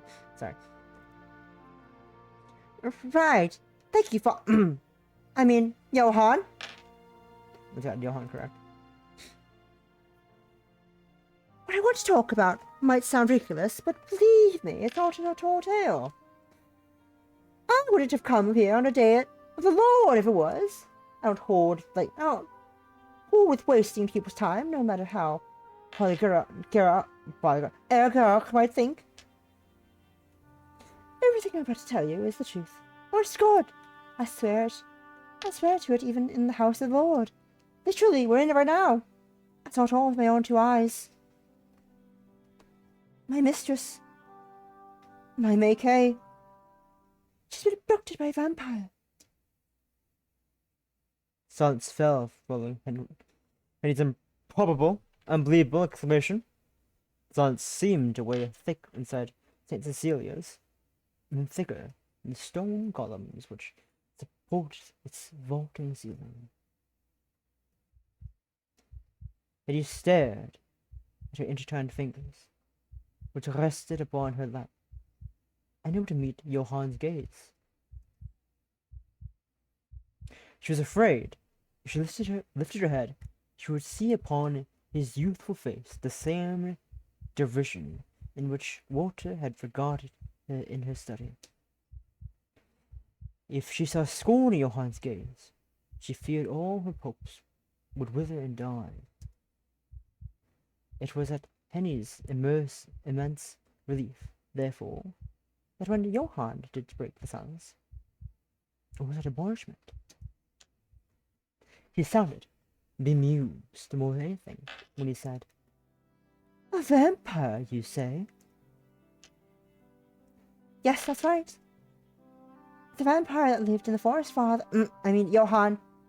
It kidnapped my poor Meike. I know it sounds batty, barmy even, but I'm not making it up, I swear. Geralt. Oh, Gerhard. Threatened to send me to an asylum to tell you. But I don't tell tales. I never would. My mother brought me up better than that. Yes, I believe you. You don't strike me as an insincere sort, and I have no desire to cast my aspersions upon your mother's character. Character. I have never met the woman, but I imagine she would be a goodly sort, and to raise an astute daughter. Now, what can you tell me about this vampire? What was she like?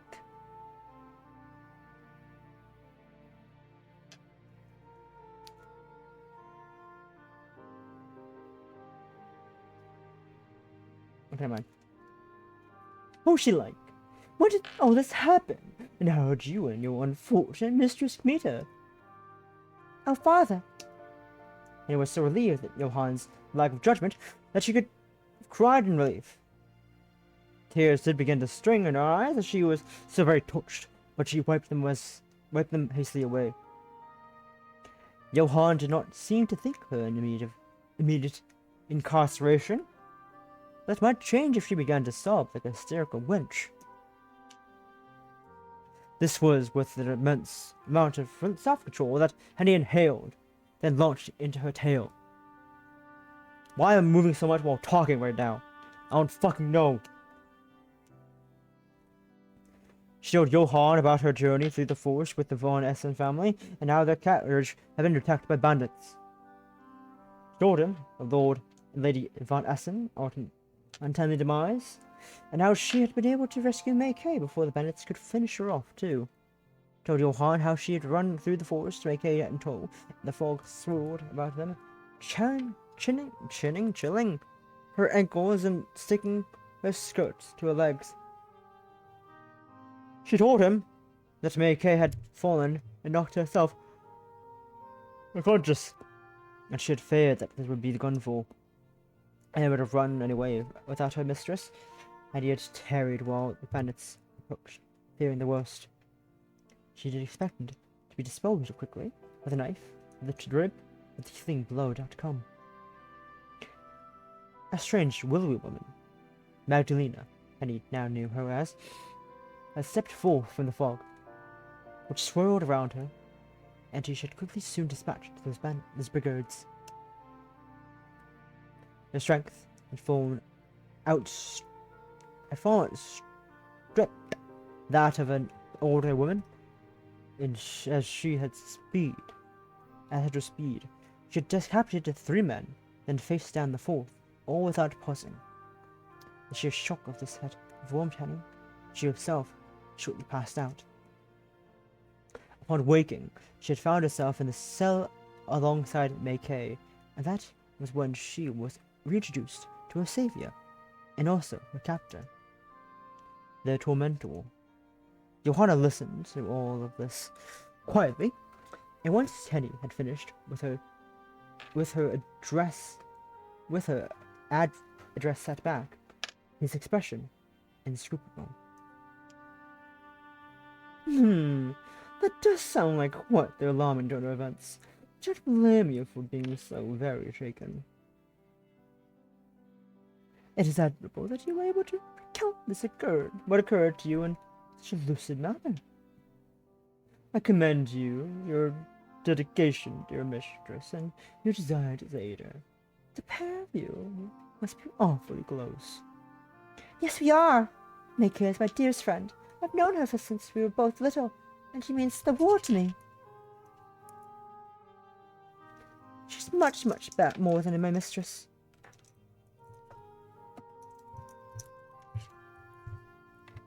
I've been meaning to find a way to save her for the past 2 weeks, but I've never made any progress. I can't find anybody who will listen to me. And that, I presume, is why you came to me.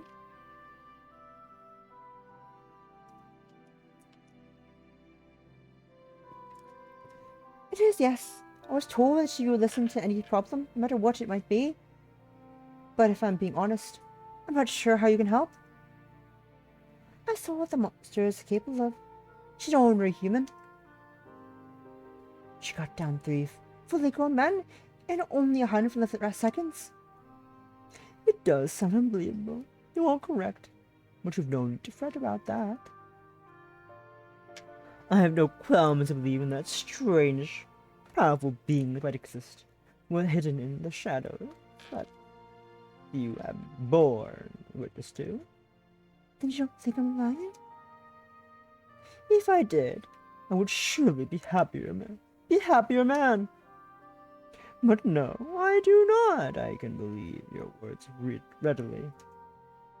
I would never discount the words of a woman in need. As for your own other concern, however, Johanna's smile failed him. Frowning now, he recrossed his legs and sighed. That's a more thorny one. Though I do believe you, I doubt I would be able to confront a creature such as this on my own. I am only a man myself, and not a great one either. There is little I can feasibly do on my own. So, it's rather fortunate that I do not operate on my own. I have a colleague who I think may be of some use to you. Frau Henry. She should be able to help you, should your light pique her interest, but she isn't present at the moment. If you wish for an audience with her, you'll need to return to this church later tonight, when the sun has set. Do you think you can do that? Oh yes, of course I can, if you can help my Meike, or your colleague, then I'll be more than willing to see you again. I might have to wait until midnight to slip out, but I'll be here as soon as I can. You have my word. Johanna spoke as though Henny had a choice in the matter, but Henny knew she did not. Johanna's offer of help, tenuous though it was all Henny had to grasp. Renewing and Johanna concluded, and returned to Walter Gerard's home, whereat she sought to keep both her mind and her body occupied. Though Sunday was supposedly a day of rest, this held true only in the mornings of Walter Gerard's maids. At midday, they were expected to resume their old routines, wiping down banisters, sweeping floors, washing their silverware, and myriads of other tasks which kept every moment occupied.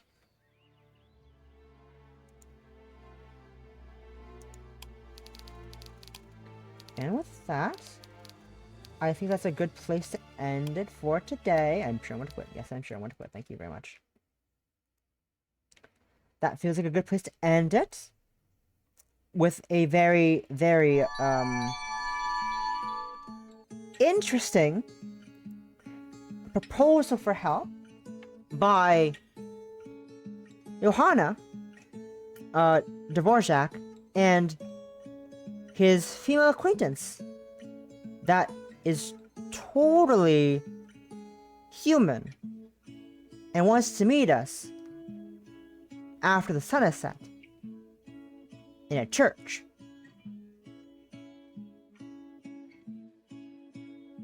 Very normal.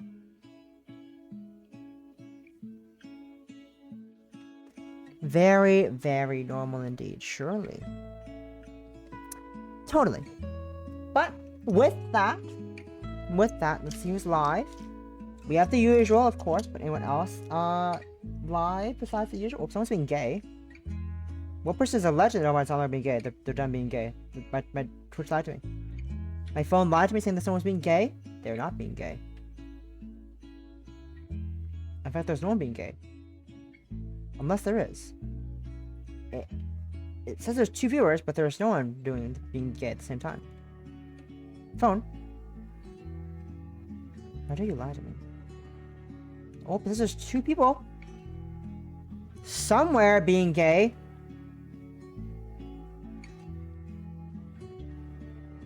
Somewhere.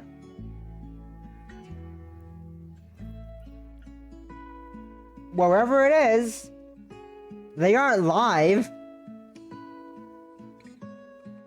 So, huh?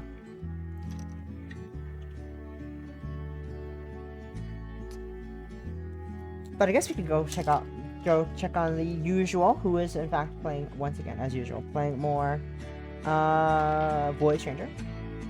We're gonna say hi to Leary again. Say hi to Leary, the pink character who loves puzzles. And I'm gonna go run after a shower, have some dinner, but tomorrow at 3 p.m. EST we're gonna do some more Misty Sakaya, Austin's favorite game apparently, English is currently playing a different game right now. That is besides the point. But yeah, that is it for today. I'm gonna go head off. Have a lovely evening, guys. We once again got another stay without anyone finding a new redeem. But that's fine because the new redeem doesn't work in 3D. That is besides the point. Might work tomorrow. If you find it, oh well, we'll find out. Until then, don't know me. No! Big sad. No, you can't make your favorite game. Big sad, big sad. If you can't make it, that's okay, Possum. But have a lovely rest of your day. I'm gonna go have a shower, dinner, chill. Until then, tomorrow, next time.